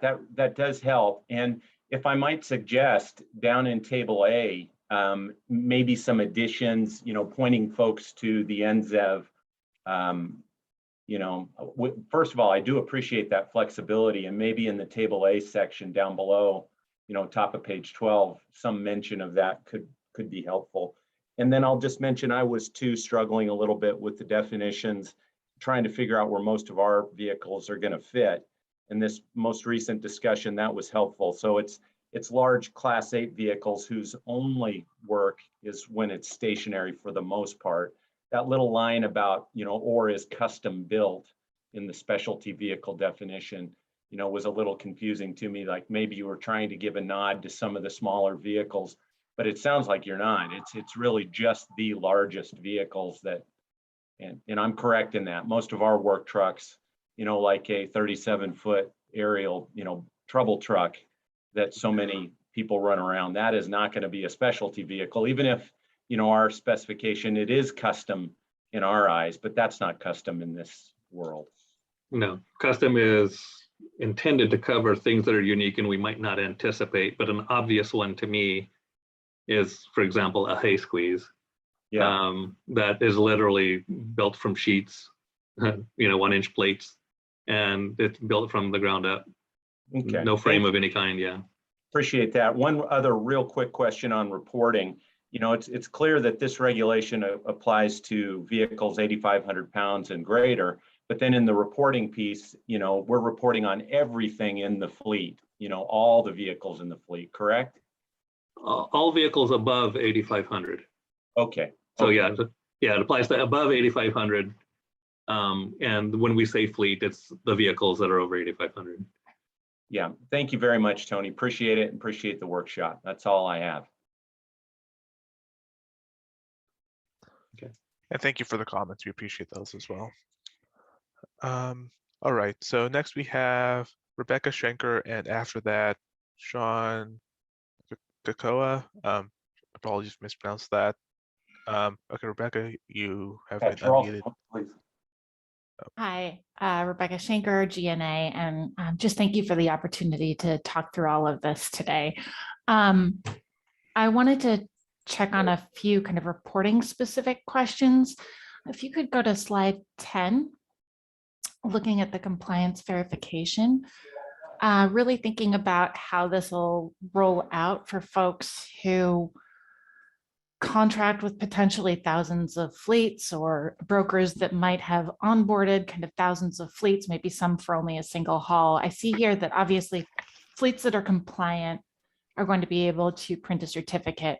But where I have some questions is that obviously not all fleets have to comply with ACF. Many are going to be small fleets. Maybe they just continue to fall under truck and bus.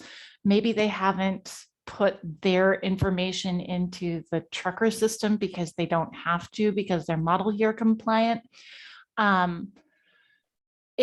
It brings up there's a bunch of fleets that are not applicable for ACF. And then there would be fleets that are non-compliant with ACF who won't get a certificate. And it becomes a real challenge for anybody who hires fleets to know who needs to be compliant or not. And if we're talking about kind of having hundreds or thousands of fleets that you need to verify every year, it becomes a real administrative and implementation challenge. And I was hoping we could have a discussion about a centralized list. You know, here are the compliant fleets, here are the fleets that don't have to comply with ACF. And then here are the, do not hire because they should be compliant with ACF, but they're not. And, also just thinking about folks who may be undergoing review, asking for an exemption, or as you start to maybe potentially look at a broader category of exemption for infrastructure, maybe folks with an interim compliance, like in the process of complying. But I think that I'm trying to think about a way that it wouldn't disrupt the supply chain nearly so much. There could be centralized lists of who you can hire, who you can't hire, really similar to the FMCSA federal law. You either have insurance or you're able to really ping really quickly to see if you're allowed to work with that fleet or not based on insurance and safety records at the federal side. Mm-hmm. What I see here is we're having a, yes, you can work with this fleet, but there's no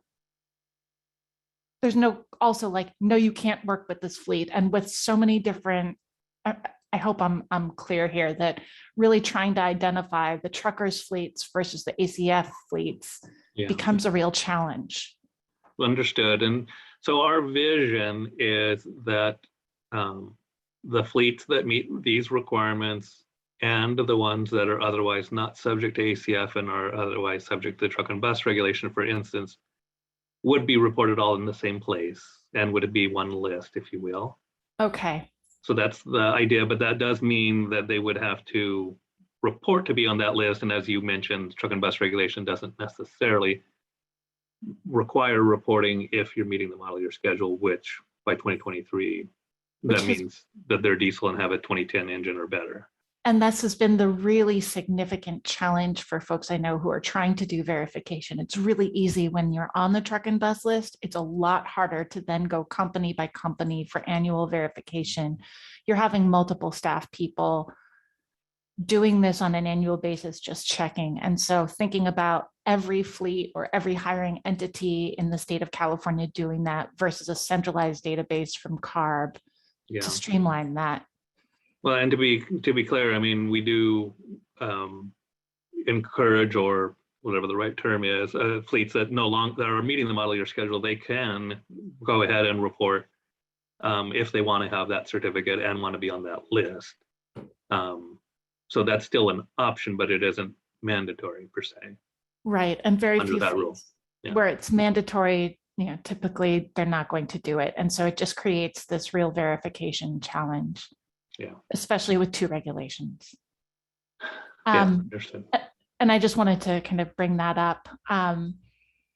I also wanted to see, Annalisa, you mentioned that there'll be a series of infrastructure working groups done with multiple agencies. And I don't know if any or how you're thinking about these as possibly coming back and impacting the next iteration of ACF.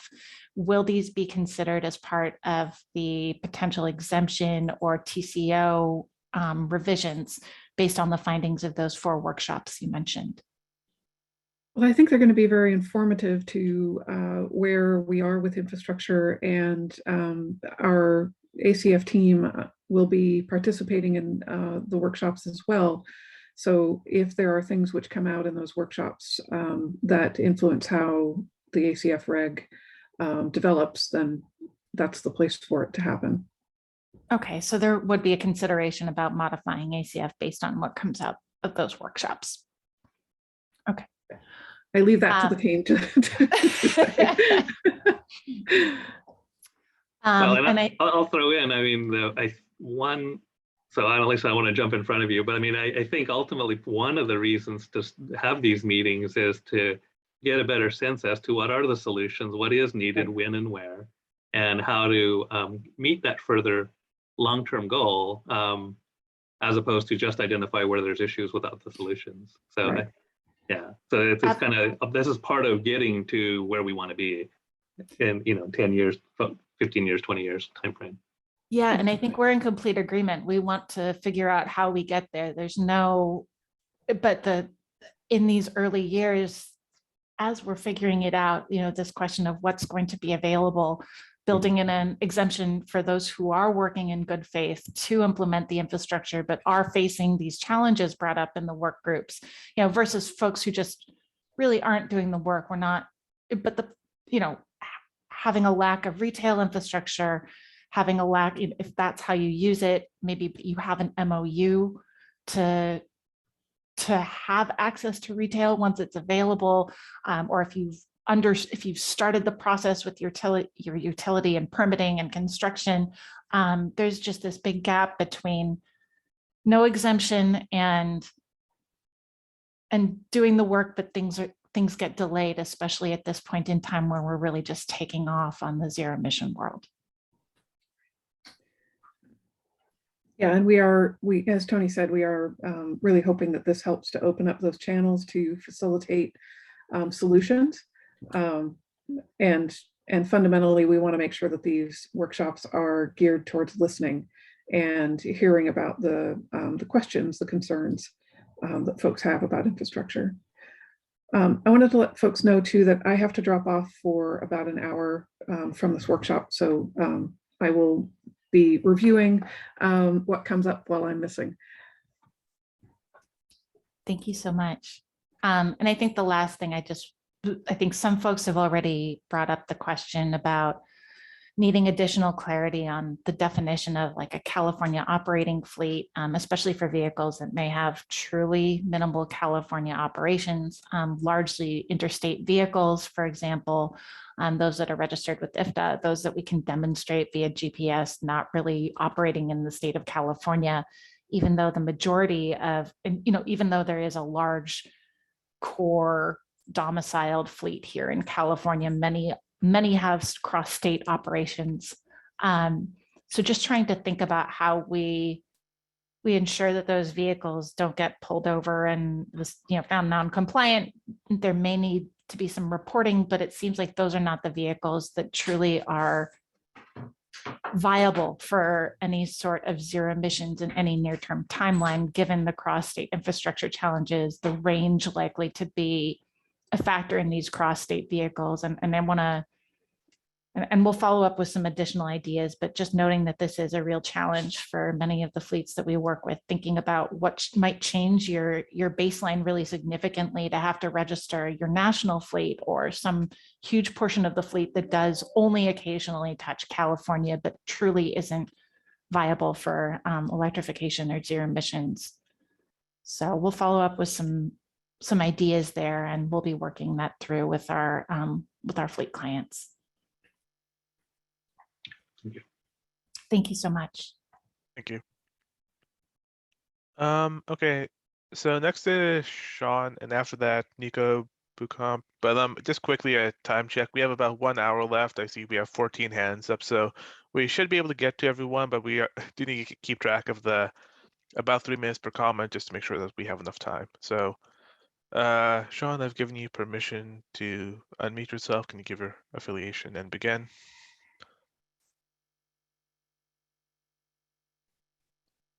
It shows you're unmuted, but I'm not hearing anything.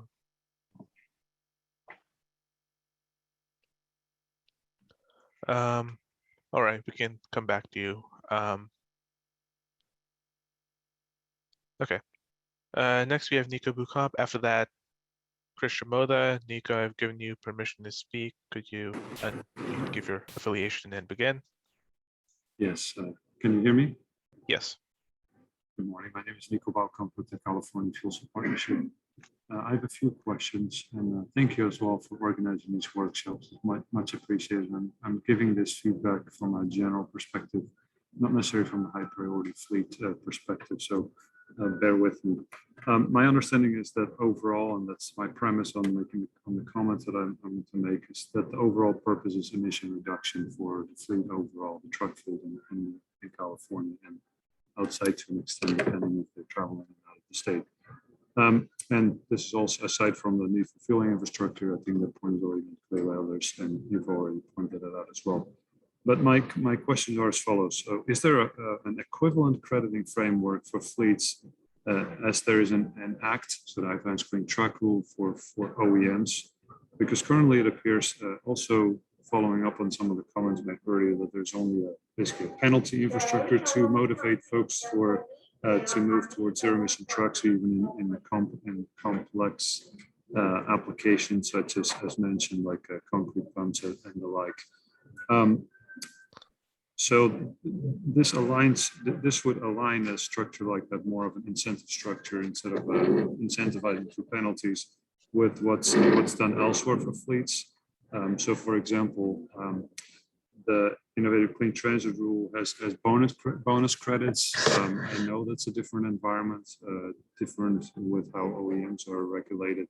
But because we're here considering both an OEM's rule, the Advanced Clean Truck, and the fleet's rule, Advanced Clean Fleet Rule, it may be worth of a consideration if there's such an equivalent.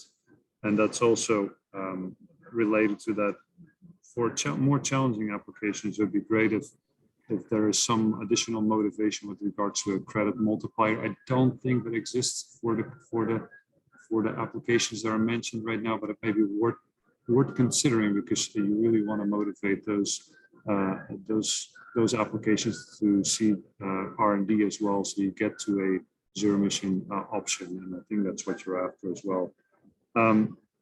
With regards to compliance, and I hear some folks saying that it's going to be challenging for their individual fleets to achieve compliance. Is there a concept that could be considered for joint fleets, so fleets collaborating, considering that there are lots of small fleets, that maybe fleets collaborate with each other to achieve compliance, at least initially? I know at the end, the goal is to see 100% zero emission technology application, but maybe if there's an interim step of some joint compliance like exists elsewhere, and I think you know what I'm talking about, that allows progress in this area. So at least you have some compliance instead of no compliance at all. And you may be able to achieve, get an interim step to get to your goals of 100% compliance. And then the last point is related to infrastructure, but also the reason I'm bringing that up is really related to the timeline of all of this.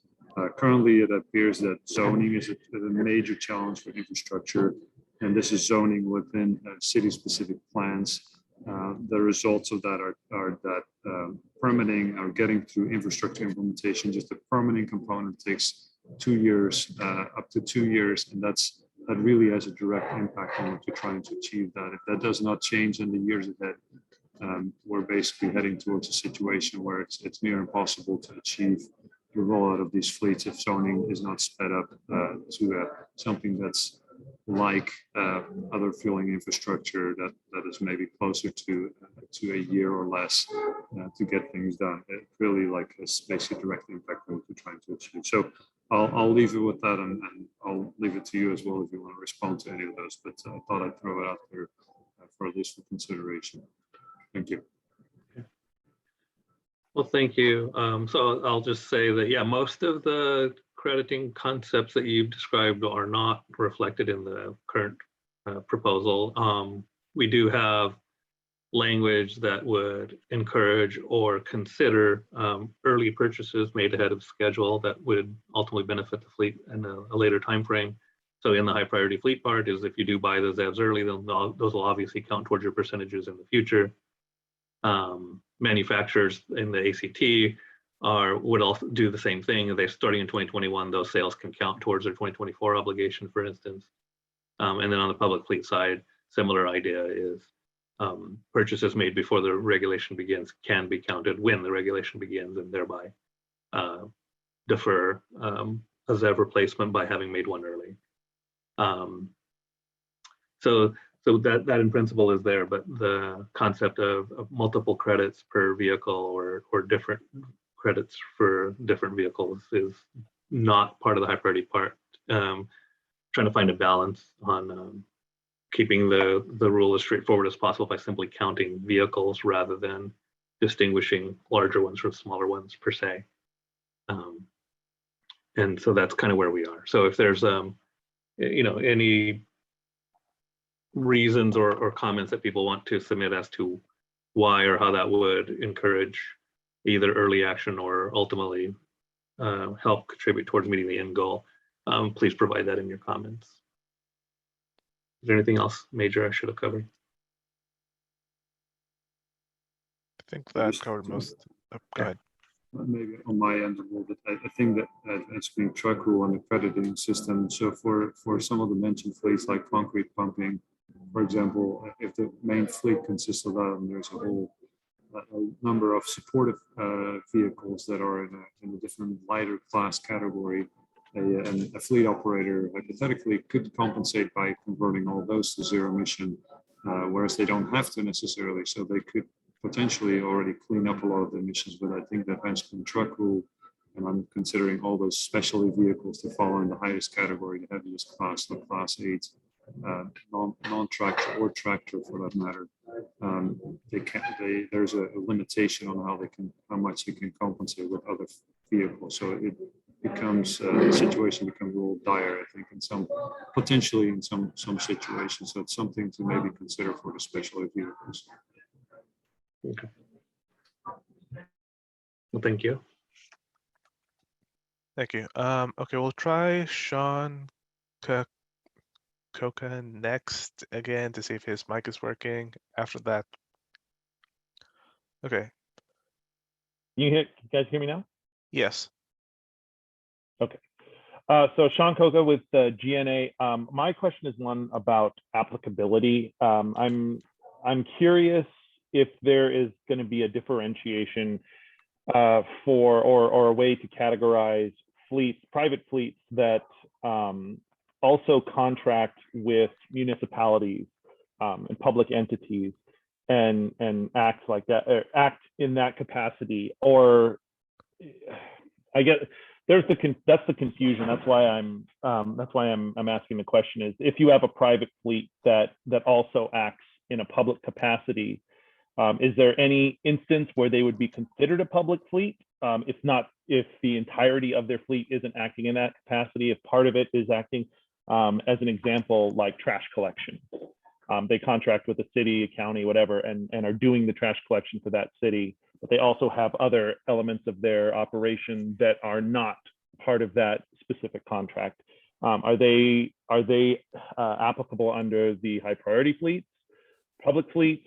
That's where my question is. So Sean, that's a good question. Yeah, I don't think, I mean, right now we are, with the language we have, we are treating them as separate. So a private company working for a city would not be subject to what the city's requirements otherwise are in the way we worded the language, but, or at least not, that was what I believe we worded in the language, but I do recognize that there is this interplay issue. I need a little more help on making sure that on how this is handled, because other parts of our other past rules, a public entity who in essence hires another company to provide all of the services that they otherwise would provide themselves do in fact get covered by our regulations that affect the public entity. So I just need to delve into this a little bit further to better understand, I guess, how it is currently handled, and do we need to change anything to make it clear how that scenario gets handled. But at this point, I presume that they are, as the way we worded it, it's separate, but I need to go back and follow up with our legal and frankly revisit some of the language in our past rules and figure out that interplay a little bit better. Gotcha, I appreciate that, because I know that specifically trash collection isn't the only instance where this happens, and I'm sure there are other fleets out there that have a similar question of which part of the rule applies to them. Yeah, and yeah, buses are a pretty good example. We have a transit bus regulation.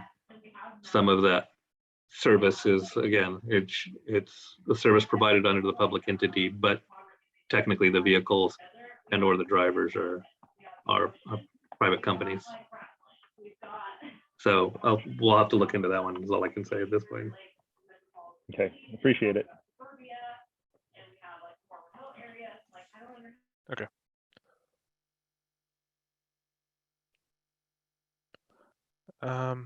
Thank you for the comment, Sean. Next, we have Chris Shimoda, and after that, Harmony Gates. So, Chris, I've given you permission. Could you unmute, give your affiliation, and begin? Yeah, morning, Paul. Chris Shimoda, California Trucking Association. Thanks for putting on this forum. I'm going to start with the daily mileage exemption. So I think similar to comments that you received at the last workshops on, I think it was the requirement to do a certain percentage under the public fleet proposal. We do know that there's this 10% of the fleet must be converted to existing ZEVs before you can actually qualify to apply. Just wanted to log the comment that there are going to be fleets for which none of the vehicles are going to be suited for the ZEVs available at the time of the rule requirements. And so this 10% requirement really does not make much sense in that context, and would encourage you guys to look at revising that requirement. And then similar to, I think, comments that Janet Wittek and Voskin had made about metrics for determining, how to grant this exemption, I'd say that there's sort of a process question as well as a question of other metrics that should be considered. Obviously, the applicability of the vehicle that is available to the use type of the fleet, the range, service support networks, what is the available production capacity? We've got a fairly large bottleneck in, even traditional internal combustion engine manufacturing at this point in time. Can the vehicles be delivered? What is the purchase price? Is the incremental cost 3 times the equivalent diesel vehicle, and is that acceptable? I think Janet has talked about a screening process before the onus is put on individual fleets to make these determinations, and I think this is something we probably need to do a little bit more thinking about. And just to point out a little bit about the workload issue that I think was raised in an earlier person's comments, I wouldn't look at the truck and bus rule, Wittek's exemptions and low mileage exemptions as precedent. Just based on the average use of some of these group 2 and 3 vehicles, specifically your class 7 and 8 tractors, I'd expect you're probably looking at on the order of a couple 100,000, of these exemptions that you're going to be processing. If you take a look at what that workload is going to look like, I would just keep that under consideration as staff, that, the more that we can, I think, do a little bit of pre-screening, the less onus there's going to be on staff to make these very highly technical, in some cases subjective judgment calls in what I think you've heard from the fleets on the call today are saying need to be done fairly quickly for business planning purposes.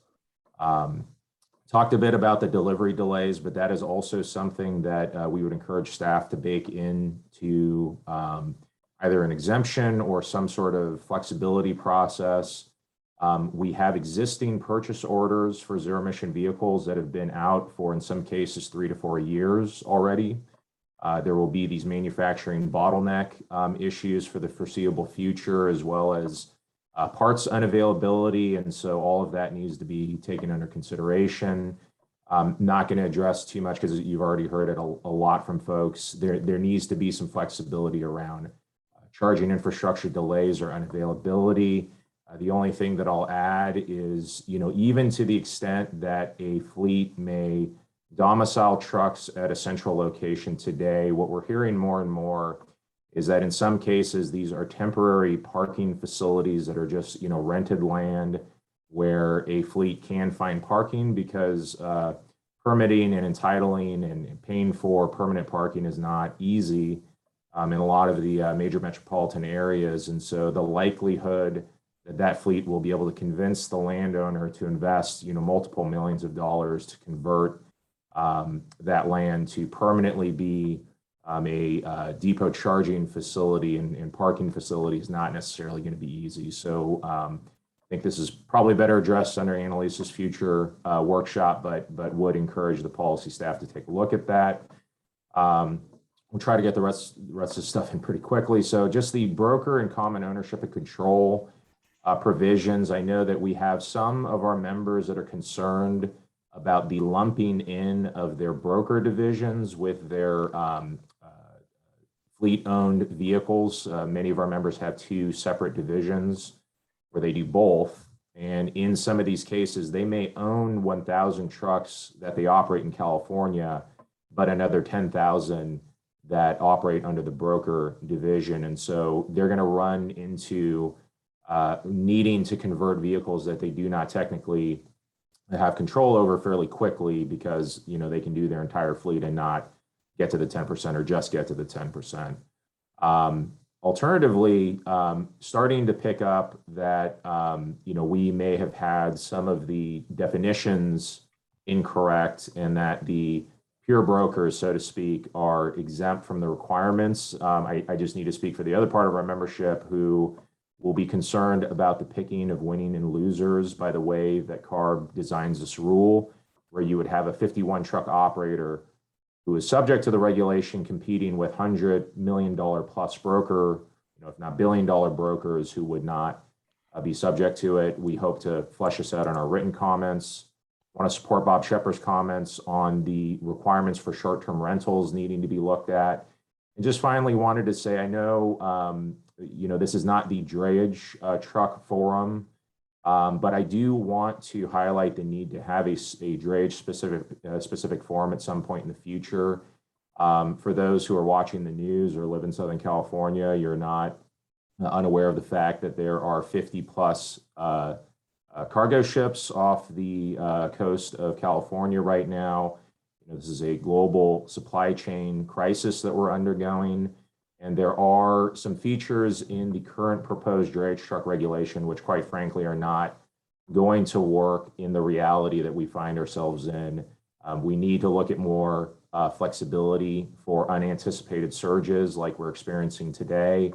And also look at some of similar provisions in the High Priority Fleet Workgroup, where not all drayage trucks are going to be able to make this transition. There are trucks at the Port of Oakland, for instance, that service Reno and the Southern Central Valley. Just as an example, the surveys that have been done on this sector indicate that there are at least half of the folks responding to these surveys who are going to have 200 plus mile range requirements on a daily basis. And so I want to just encourage staff to hold a drayage specific forum. It's a completely different regulatory requirement, and I think we need to have a separate discussion about that as well. So thank you. All right, thank you, Chris. Thank you for the comments.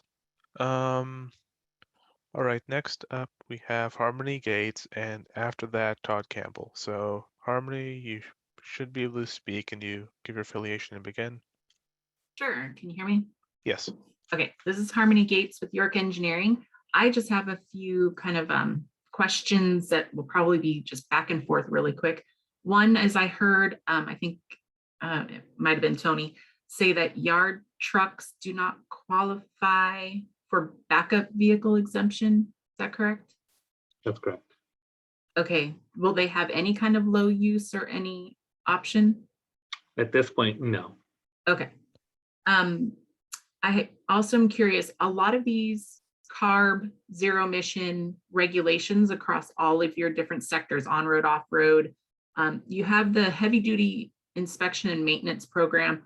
That one also says it's going to have reporting, and I'm wondering if you guys are doing any efforts to consider those being together in a same portal or having any links together, because I know this rule is going towards zero emission, but the vehicles that are not zero emission will have to have reporting obligations for the heavy duty inspection maintenance. So I'm just wondering about the administrative burden on the fleet owners, if that part's being looked at. I can just say that we've discussed it internally, but there are some pretty significant differences. The I&M reporting is largely vehicle-specific information that needs to be reported, as opposed to fleet information. But obviously, there's an interplay with the fleet and all of their individual trucks. So there are some key differences. But yeah, so there's some discussion internally about how to synchronize these things as much as we can, but to an extent, they're a little bit of a different animal too. Yeah, because I have some fleets that are also part of drayage for some vehicles, and then ACF high priority for others. And so it becomes a lot of different reporting sectors, including the port drayage, separate port requirements. So, I mean, we have a client that, I mean, we talk about reporting and we scratch our head because there's 3 existing, and then we're going to add on the heavy duty inspection, and we're going to add on the ACF items. So I don't know where you can overlap in the actual reporting portals, but you may want to have a reporting page that all reporting systems can be accessed, including your off-road diesel, the zero emission forklift. I don't know, just a carb reporting homepage. Got you. Might be worthwhile. We do have the truck stop, which is kind of that portal, if you will. But that's on road only? That one happens to be trucks. We kind of have an off-road focused one. Or at least help links that on your sister pages, you know, like this is all the on-road, and then if you want off-road, click here, and then it goes to an off-road portal. Just something to keep in mind. Yeah, no, a lot of these fleets have everything. No, understood. And yeah, and what I'll say is, at least what we're working towards is at least on the fleet requirements, as you mentioned, whether you're drayage or subject to the ACF requirements, that we would envision that largely being the same reporting system, if you will, to try to simplify the reporting, and ultimately even the smaller guys that would remain subject to truck and bus and might still need to report. Again, we're hoping to have just a single portal, single system for all that reporting to simplify. Okay, that's great. I'm glad you're at least considering it and doing your best to tackle that. I have a question about the cost evaluation that you're doing. Is it for all ACF subdivisions all together? Or does the drayage do a cost evaluation separate from the high priority, separate from the small fleets, separate from public fleets? Are they done jointly or separately? And then I'm curious if it ever overlaps with the off-road sector, because there are industries obviously that are impacted by both. So I guess I can start in terms of the cost. When we do our analyses looking at the state, everything will be together, all the different components. I think we're looking at different elements to split out. Like we want to be doing some potential fleet examples to illustrate that for the different components of the rule. I think we want to at least have some information visible about how the costs look like for the individual components. So I think we'll start with having everything together and then break out the different components based on what we think would be helpful to have But displayed. like the impact analysis on fleets, that might be a separate cost analysis that gets done later in the regulatory. Yeah, so we need to perform a standardized regulatory impact analysis, which is essentially what is the cost of our regulation to the state of California. So that's something we'll be submitting to Department of Finance prior to the rulemaking. So inside that document, we'll have all the costs of the state, including the cost of the vehicles, the cost of operating them, and so on. But that'll be everything at the same time. We'll have a couple examples of what is the cost to a typical business and what is the cost to a example small business. Those are required to be in our SRIA document. And I think we're looking at other information to include. So that'll be our, I guess, first broad economic analysis. With the staff report, we'll be having additional information. We will have more time to prepare that, and we do see that having additional information would be valuable for the public and the board. So that's, I guess, kind of the timeline. For the SRIA, we'll have a first stab of having information available based on what's required for that document, and for the ISO we plan to have more information So Is if it helps a little, I mean, each element of the rule, I mean, all of this starts with our emissions inventory, the population of the affected fleets and vehicles and so on. So each of the aspects of the rule would be in essence modeled as, you can call them separate in principle, the public fleet portion, the drayage portion and the high priority portion. But when we get to the cost part of it, it's how many tractors are going to be replaced in the normal scenario, in the baseline scenario versus those that would be replaced with ZEVs to comply with the requirement. The tractor, whether it's one serving the port or not serving the port, the cost is still going to be largely the same. So that's kind of how the analysis is done. So it's ultimately looking at the state as a whole and not separately doing independent analyses on the costs for each of the elements. Because we're largely talking the similar vehicles across the classes. A lot of the public fleet vehicles are the same vehicles you'll find in some of the private construction companies and other things like that. Okay, and does infrastructure then fall into those costs because it's related? Yes. Okay. Oh, no, yeah. Any infrastructure costs get reflected in the analysis. And then there's the issue of if if we're using retail pricing, then the infrastructure costs or investments would be embedded in the retail pricing of whatever the fuel is. But if it's infrastructure assumptions are that the infrastructure is installed at the fleet site, then all of those costs would be reflected. Okay, and my very last item is just, are there any considerations for benefits or encouragements of early actions? Right now, the only thing I see is the recognition for going above and beyond and early. No, at this point, again, if somebody is either already has ZEVs or is purchasing ZEVs in the next couple of years before the rule even starts, we would recognize those towards their compliance year, for instance, but that's in essence the credit mechanism. Thank you, guys. Okay. Thank you, Harmony. Okay, next we have Todd Campbell, and after that, Jacqueline Moore. So Todd, I've unmuted you. You should give your affiliation and begin. Hey, Paul, can you hear me? Yep. Great. Todd Campbell with Clean Energy. Hey, guys, thanks for holding this workshop. And as you know, as a field provider, I wanted to share some of the concerns already mentioned about vehicle readiness by CTA and some of the infrastructure and power readiness concerns that were expressed from various stakeholders throughout the workshop.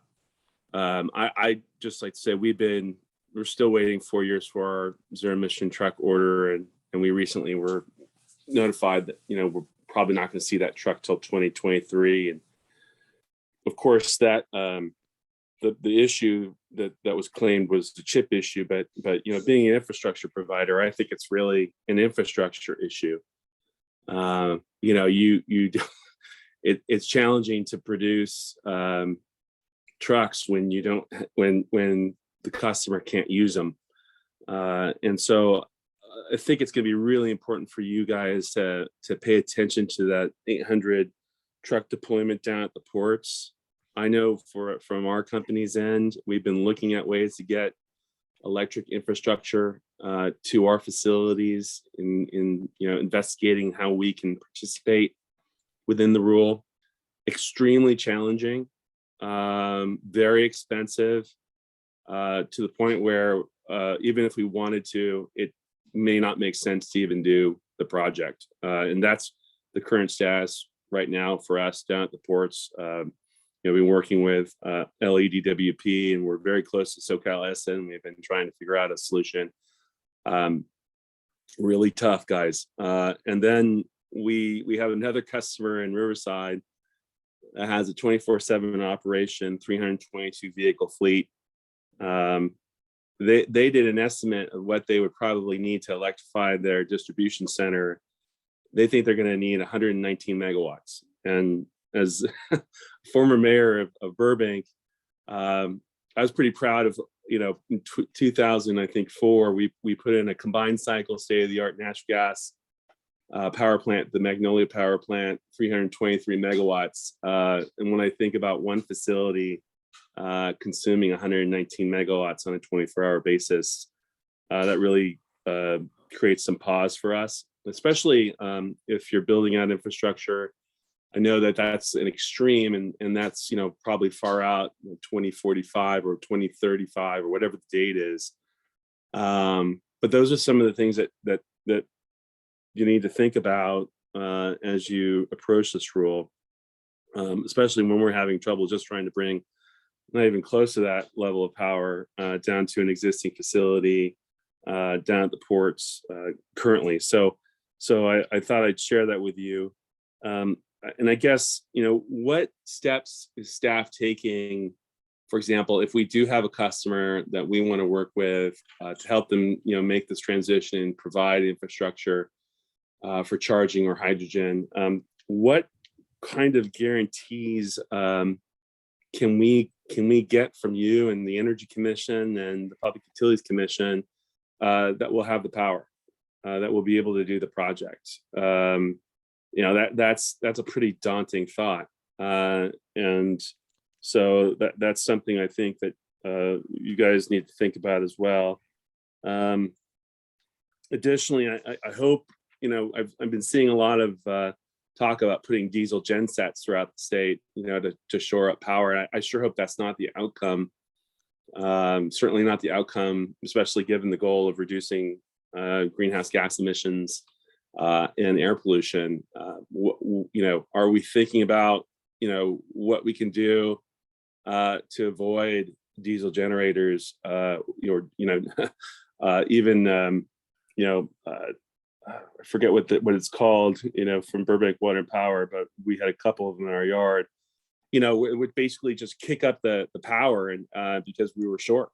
You know, I thought it was pretty telling that one of the speakers at the last workshop who represented a utility said we can't guarantee reliability, and so that's something that I think really needs to have some serious thought. And I thought BNSF, with their mention of, hey, if there's not, you know, a significant level of infrastructure available, maybe you should look and adjust the requirements.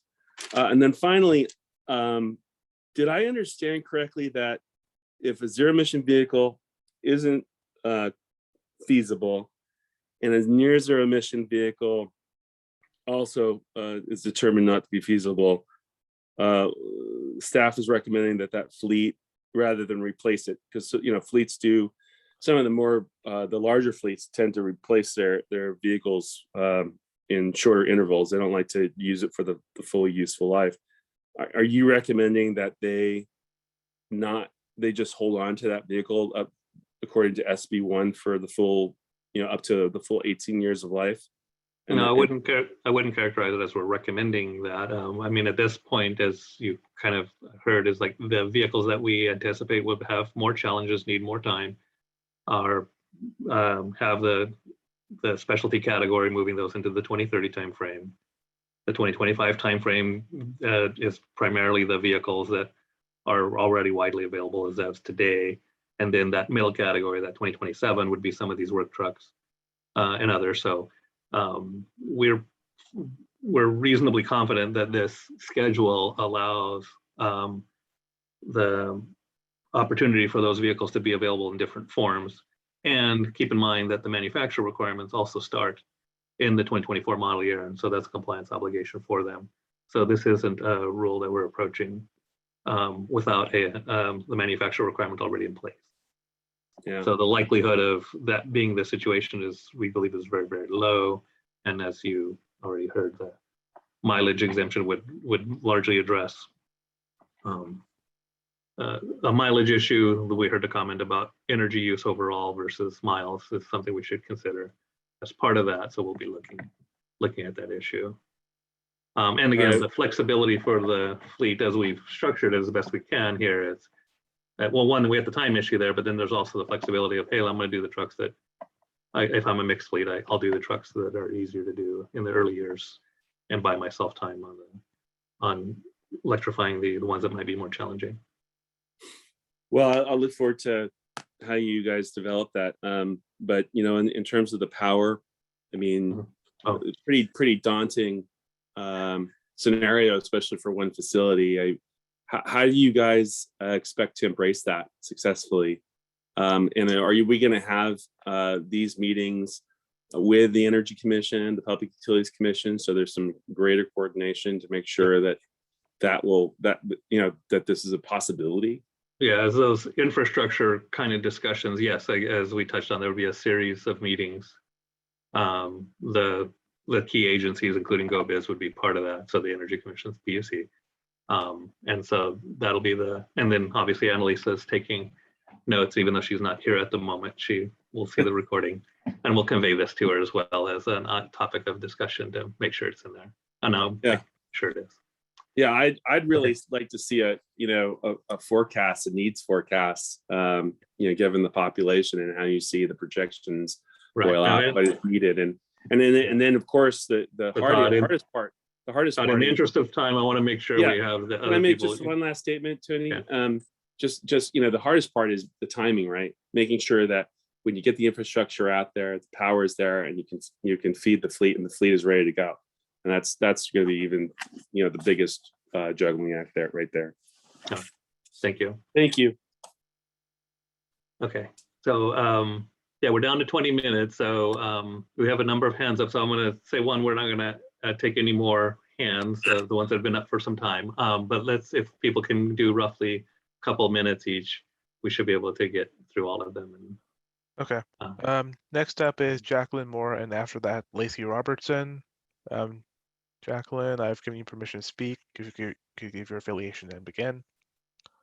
Thank you, Jacqueline Moore with PMSA.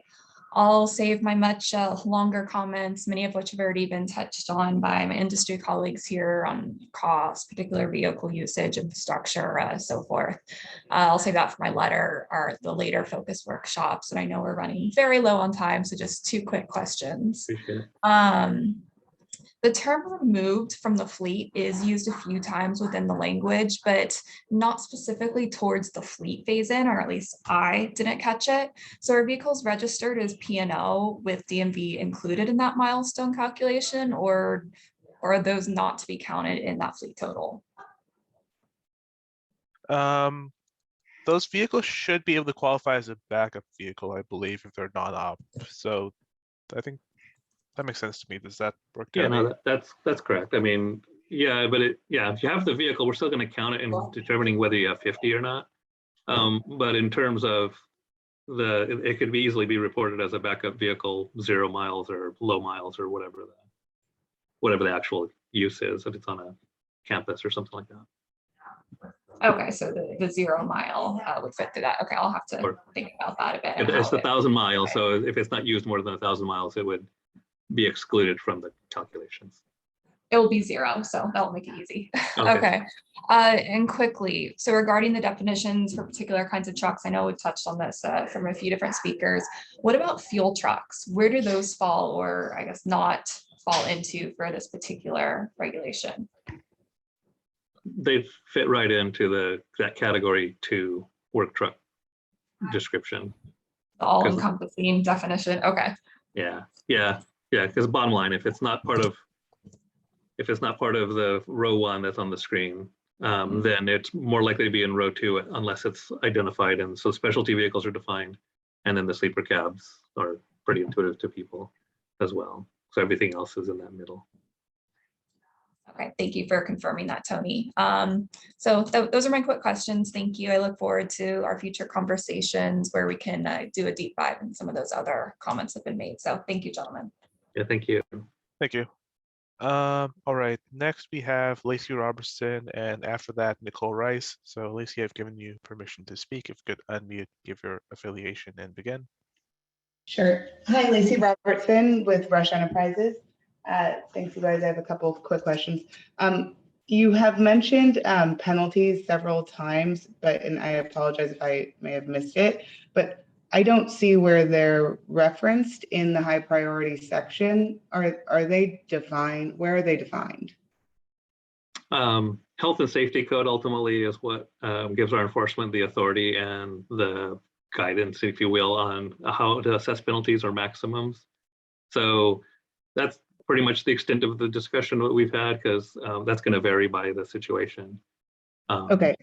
I, yeah. I would strongly recommend having those be defined very clearly so that, as one of the other commenters mentioned, that businesses need to understand what the penalties for non-compliance will be. Everyone, most people try to comply with every regulation, but there are situations that they may not be able to, so they have to be able to account for that and plan accordingly.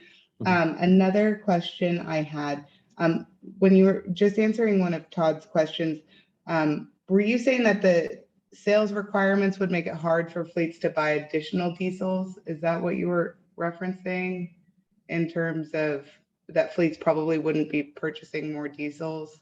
You mean in terms of the manufacturer sales requirement? Yeah. No, I don't think I was saying that. No, I mean, the manufacturers, again, they're starting at 5 to 9% of sales need to be zero emission. So the other 90+% are going to still be diesel or gasoline potentially, or other fuels. Yeah. And that will ratchet up over time, yes, to as high as 75% by the 2035 time frame, and 40% in some categories. So yeah, manufacturers, because of that rule, are going to be interested in making sure they meet their compliance obligations. And so there will be, and then there's clearly the part of the California fleet that's out there, or vehicles that are out there, aren't necessarily covered by this rulemaking. We would presume a lot of those would continue to be conventional vehicles. Sure, some of them are going to buy zero emission in time, but yeah, so that wouldn't limit the option. What I was trying to indicate, I think, on the comment was, to meet these percentages, you're going to have to buy ZEVs as you're replacing vehicles. So to be buying diesel and put yourself in a non-compliant situation is not something, I guess, that we're realistically contemplating. Those later percentages with any kind of normal purchase pattern is going to be close to most of the purchases that have to be zero emission to meet those targets. Okay, so one thing that when looking at your slide 8 with the mixed fleet example, if that fleet purchased, if they converted 100% of Group 1, those 60 trucks, to electric, to ZEVs, they would not have to buy any Group 2 or 3 ZEVs until 2035. Is that, I believe that would be. Sounds right. Yeah. Yeah, basically, yes. So in that case, there seems to be a lack of alignment between ACT and ACF due to that flexibility. And so it doesn't really motivate the purchase of the higher classes, for class 2 and 3 in early years. So I just have some concern there that, fleets will, the purchase requirements will not be met, or the sales requirements will not be able to be met because people will not be motivated to buy. Yeah, I mean, when looking at this example, I could see that, but keep in mind that certain fleets will have mostly a certain kind of truck. So there are going to be some tractor fleets with very little else, as an example. So we would expect tractor sales into those. Obviously, the drayage category is all drayage, is all tractors by definition. But so there's that, and some fleets are going to be all in the smaller vehicle range. Some are going to be only mostly work and construction type vehicles. So there's a mix and match here. So that's why we're reasonably confident that the distribution will match, and then the manufacturers have a flexibility mechanism built in so that they can produce more of one vehicle and less of another in any given year, based on the market that they see. And so in that regard, they can align pretty nicely. Okay. And then in terms of fleets that have trucks that are considered both high priority and then also drayage, and those drayage trucks sometimes are drayage and sometimes they're not, how does that work for their fleet compliance? I think the easiest way I can describe it is, well, first is you have to meet the drayage requirement if you're going to enter the rail yards or the ports. Just for the trucks that are in the drayage truck registry? Yes, that are in the registry and are going to go into those facilities. And that we would count the entire fleet in terms of the priority fleet requirement, so that all the ZEVs that you have that are going to the ports would count towards your overall fleet compliance. which may or may not change the number of non-drayage trucks you would need to electrify in a given year.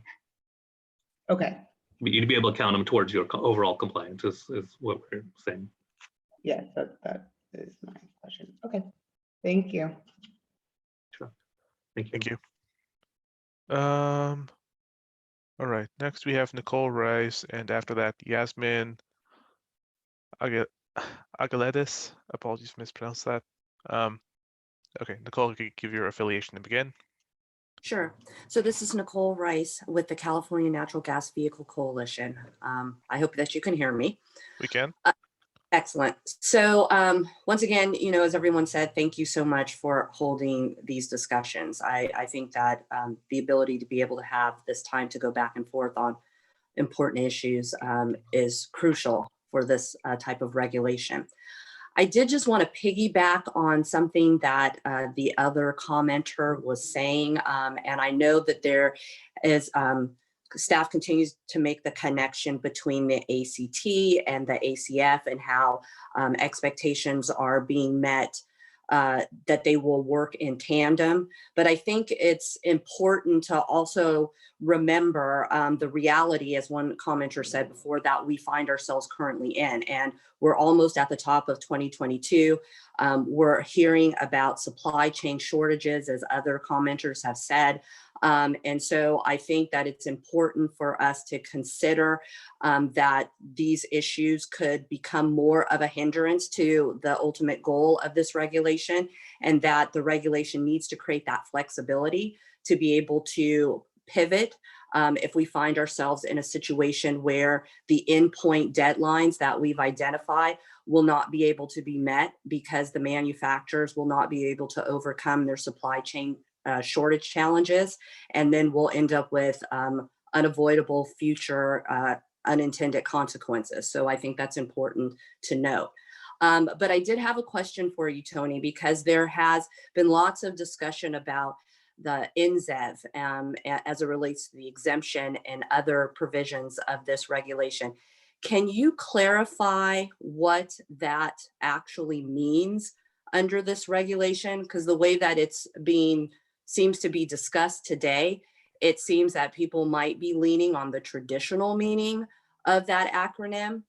So can you clarify what that actually means? Sure, as described in the regulation, the NZEV is a vehicle that's actually capable of doing 0 emission miles for a minimum range. That minimum range is consistent with the phase 2 requirements for the GHG phase 2 regulation up until I think the 2030 timeframe. And so that's what it includes. And I know that the term near zero has been used for combustion only technologies. But that's not what the definition is here, nor in the manufacturer sales requirement on the Advanced Clean Truck regulation. Thank you for that. So can you also clarify, because I think this came up on the last call about the availability of, I think the term used in the regulation is the plug-in hybrids.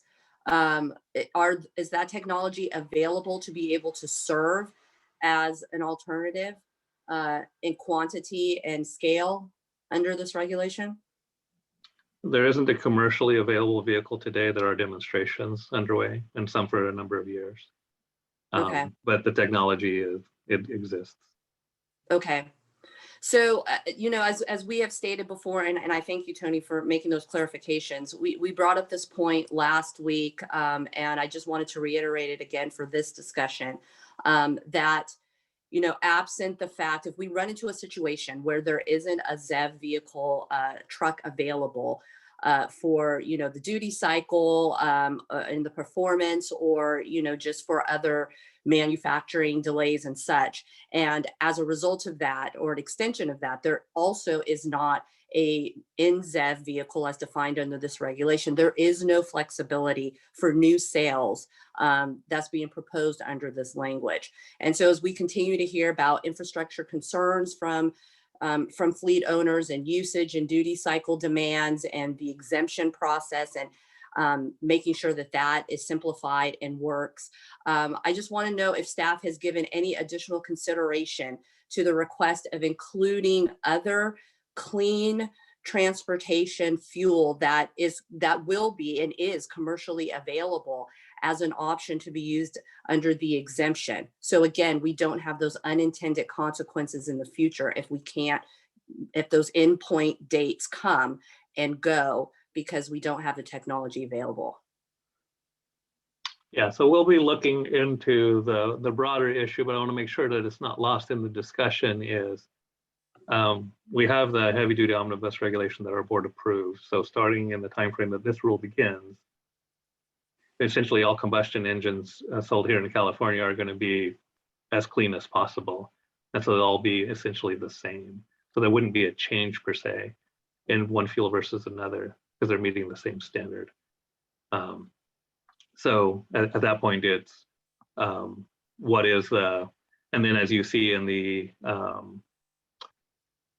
mileage exemption as it's currently characterized, then that does allow for the purchase of a combustion vehicle if the exemption is granted for the vehicles that are being purchased. So that is reflected there. So I think if there's any other areas that because I think some of your comments do relate to concerns about infrastructure. And I think part of these infrastructure meetings, I think will be one of the things on either reducing the potential of it being an issue depending on the timeframes as to what can be done to meet the infrastructure needs. Thank you for that, Tony. Yeah, I just, again, we'll just make a pitch for the use of renewable natural gas fueled low carbon trucks to be allowed through this transition as we go to zero emission vehicles. The transition is really about replacing diesel off the road and getting cleaner technology. And while, zero emission vehicles may be our endpoint, the technology does need to mature. People do need to have experience with it. And it's not exclusive to just zero emission. So the fact that the RNG fuel trucks can perform at a 1-to-1 ratio with the current trucks that are in use, that they're 90% cleaner than those trucks today, that they are better at reducing short-lived climate pollutants, the things that are having negative impacts on our environment. And they do have an infrastructure that is supported, as well as I said before, commercially available. We think they are a viable solution that can actually help the transition to zero emission by giving confidence in the deployment of these newer technologies. So we will be submitting comments as well. We look forward to continuing to have these conversations with you and staff, but I appreciate the time to be able to make these comments today.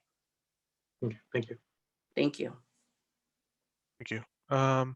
Okay, yeah, it looks like 5 more hands, so we might end up going a little bit over, it looks like. Next is Yasmin. After that, Ryan Bankert. So Yasmin, you should be able to give your affiliation and begin. Okay, great. Thank you. So good morning. This is Yasmin Agilidis, and I'm with Earth Justice. Thank you all for your work on this rule, Paul, Tony, Greg, and others. So I want to highlight 3 key issues. I'm going to try to go quickly because I have a few things I want to cover.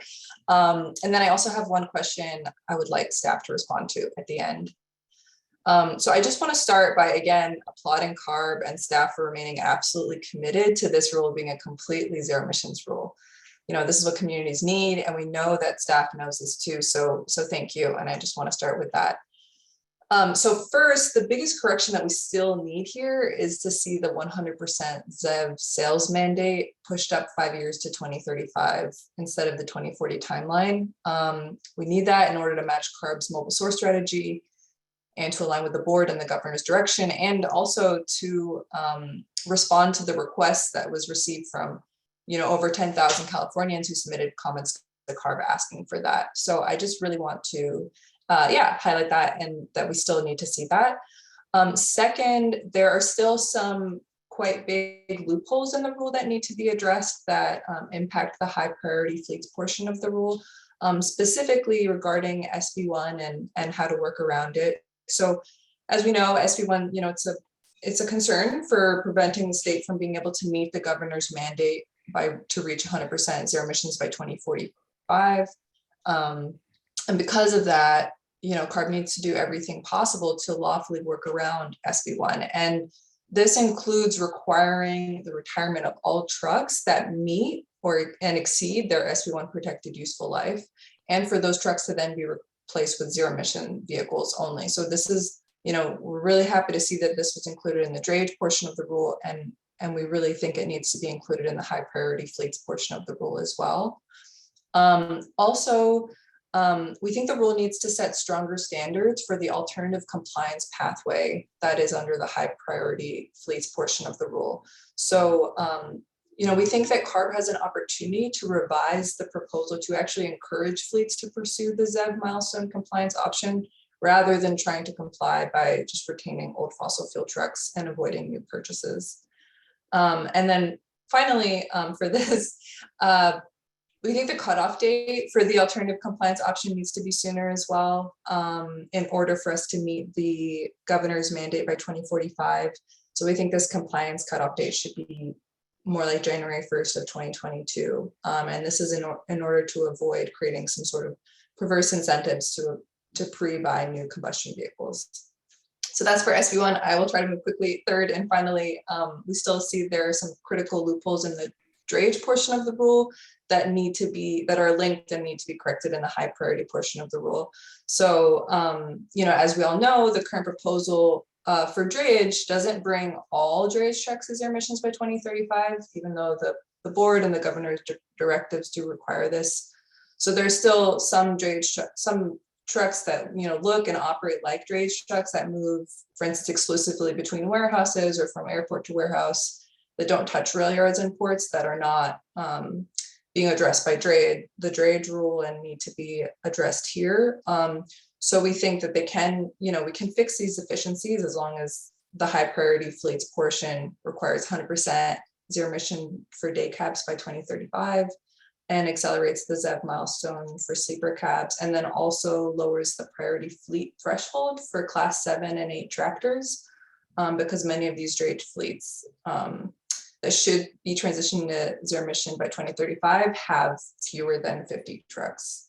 So those are all of my comments. My one question that I have for staff is, in light of my first point about the ZEV sales mandate, why are staff choosing to not align with the specific assumptions set forth in the mobile source strategy by setting the ZEV sales mandate for 2040 instead of 2035? So what's going on with this disconnection here? That'd be great to hear your thoughts. Thank you.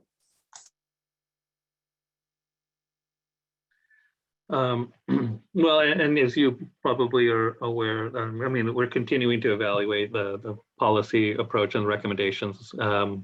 Touching on your comment, but also some others, the scoping plan is also part of the effort on looking at what needs to be done for the state as a whole for all categories, not just transportation.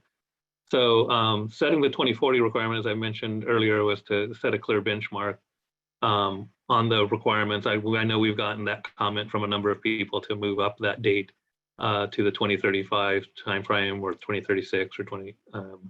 And so, we'll continue to discuss that internally, but at this point, we believe the 2040 establishes a very clear benchmark, a clear signal. We do recognize that this rule, even with that requirement, does not cover every truck. And so we'll continue looking at this rule as, hey, this is an initial start here to make sure that we're getting the ball rolling in the heavy duty space very quickly. And then are looking at a myriad of different ways and strategies to get more of the trucks to go to zero emission in the time frame, but just not necessarily in this rulemaking. So that's kind of where we are. But again, that's with all the comments that we've received today and prior to today. We're continuing to look at what is where do we make changes and where do we make other improvements and things like that. And that's part of the process. Okay, thanks, Tony. And we'll be happy to keep working with you all on that. Thank you, Yasmin. Okay, we have Ryan Banker after this. Then our last three speakers look to be Janet Wittek, Allison Bird, and Eddie Phillips. So we'll just wrap up those speakers and call it a day.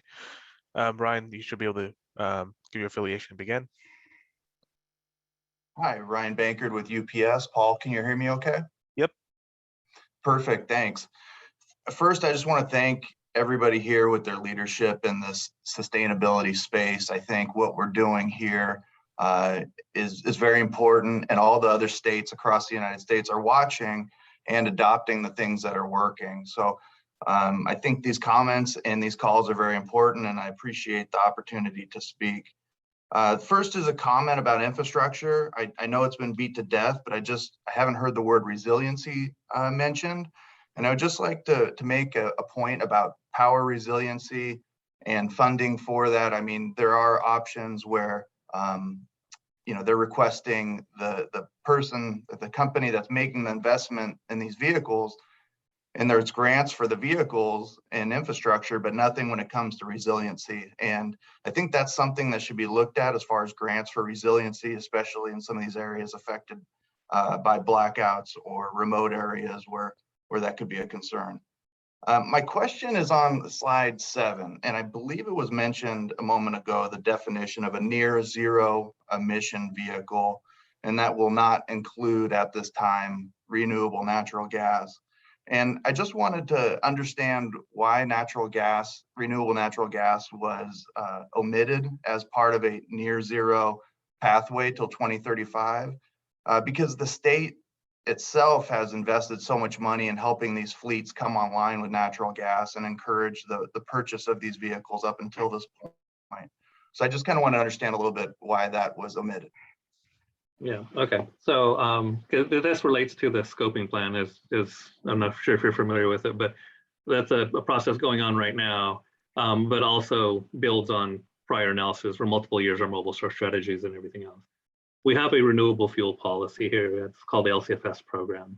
Renewable natural gas, renewable diesel are the fuels that are lowering the carbon intensity of our transportation fuel pool.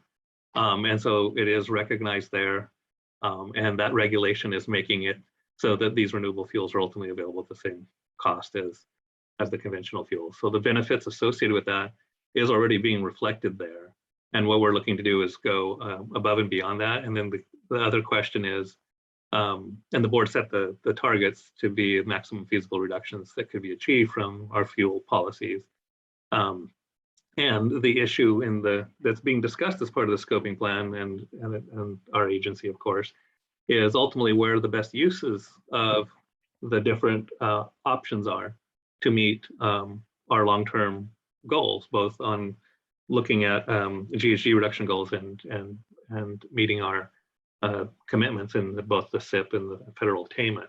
So we're looking at a systems approach, and so part of the discussion is where is the best use of some of these fuels that might not have other options to get additional emissions reductions. And as you are aware, the broader policy from several years ago has been, we've tried to electrify everything we can and use the cleanest combustion technology and the lowest carbon fuels everywhere else. And so we already have policies in place to do that, and the engine standards are already making the engines as clean as possible. So all engines in 2024 sold here in California would be essentially, you can call them low NOx, but at that point it's just meeting the same standard or even cleaner standard than what's being called low NOx today.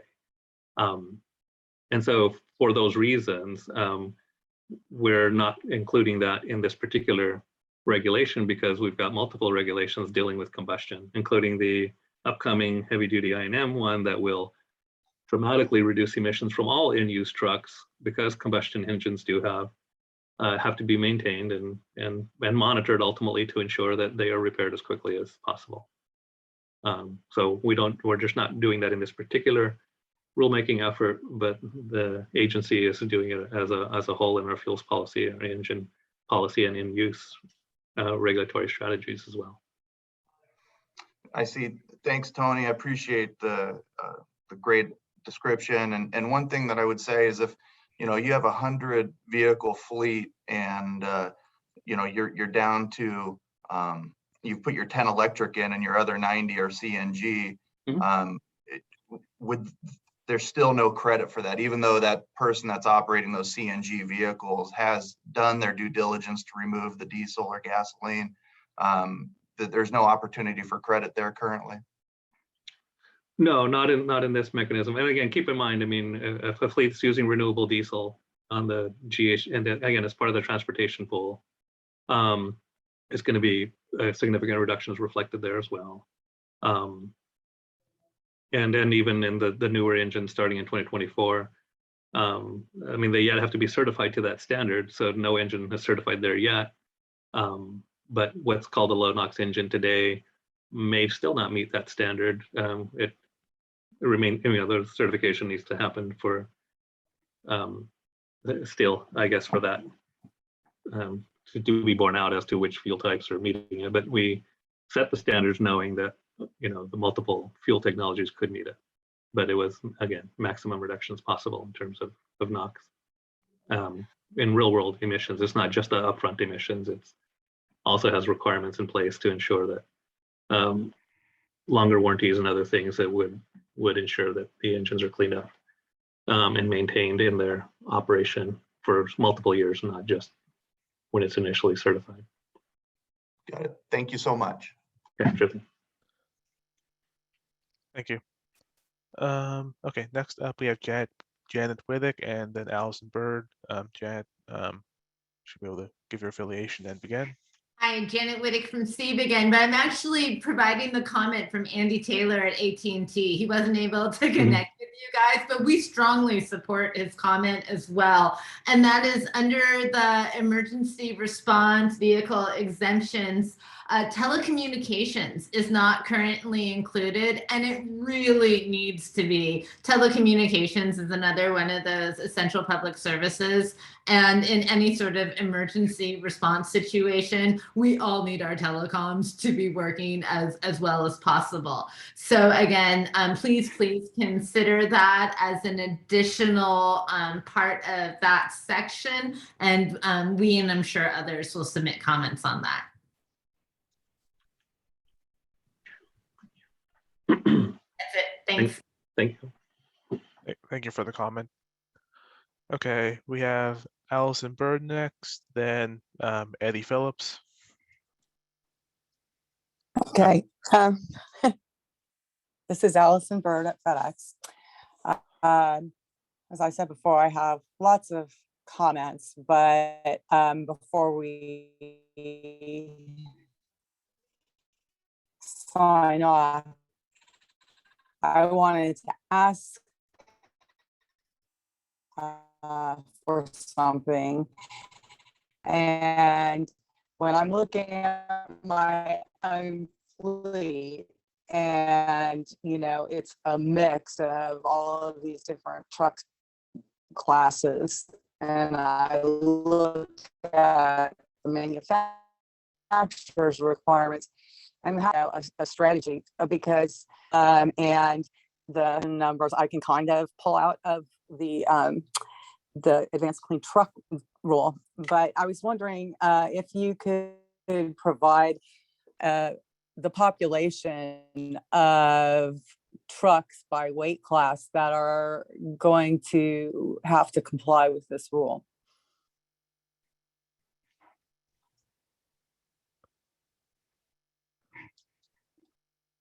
I think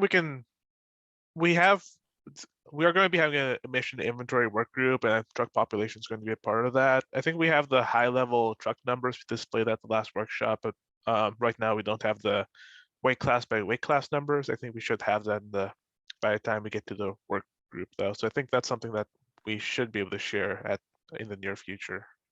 Okay, because you know, when I look at my fleet and I look at those targets, and I have like a lot of 2B vehicles, and the production numbers for them lag behind. That might not be a problem if there's going to be, you know, way more vehicles produced than the regulated population.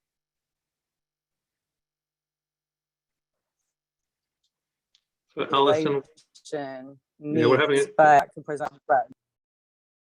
sorry, I was just saying there appears to be some connection issue, so kind of didn't hear the last part there.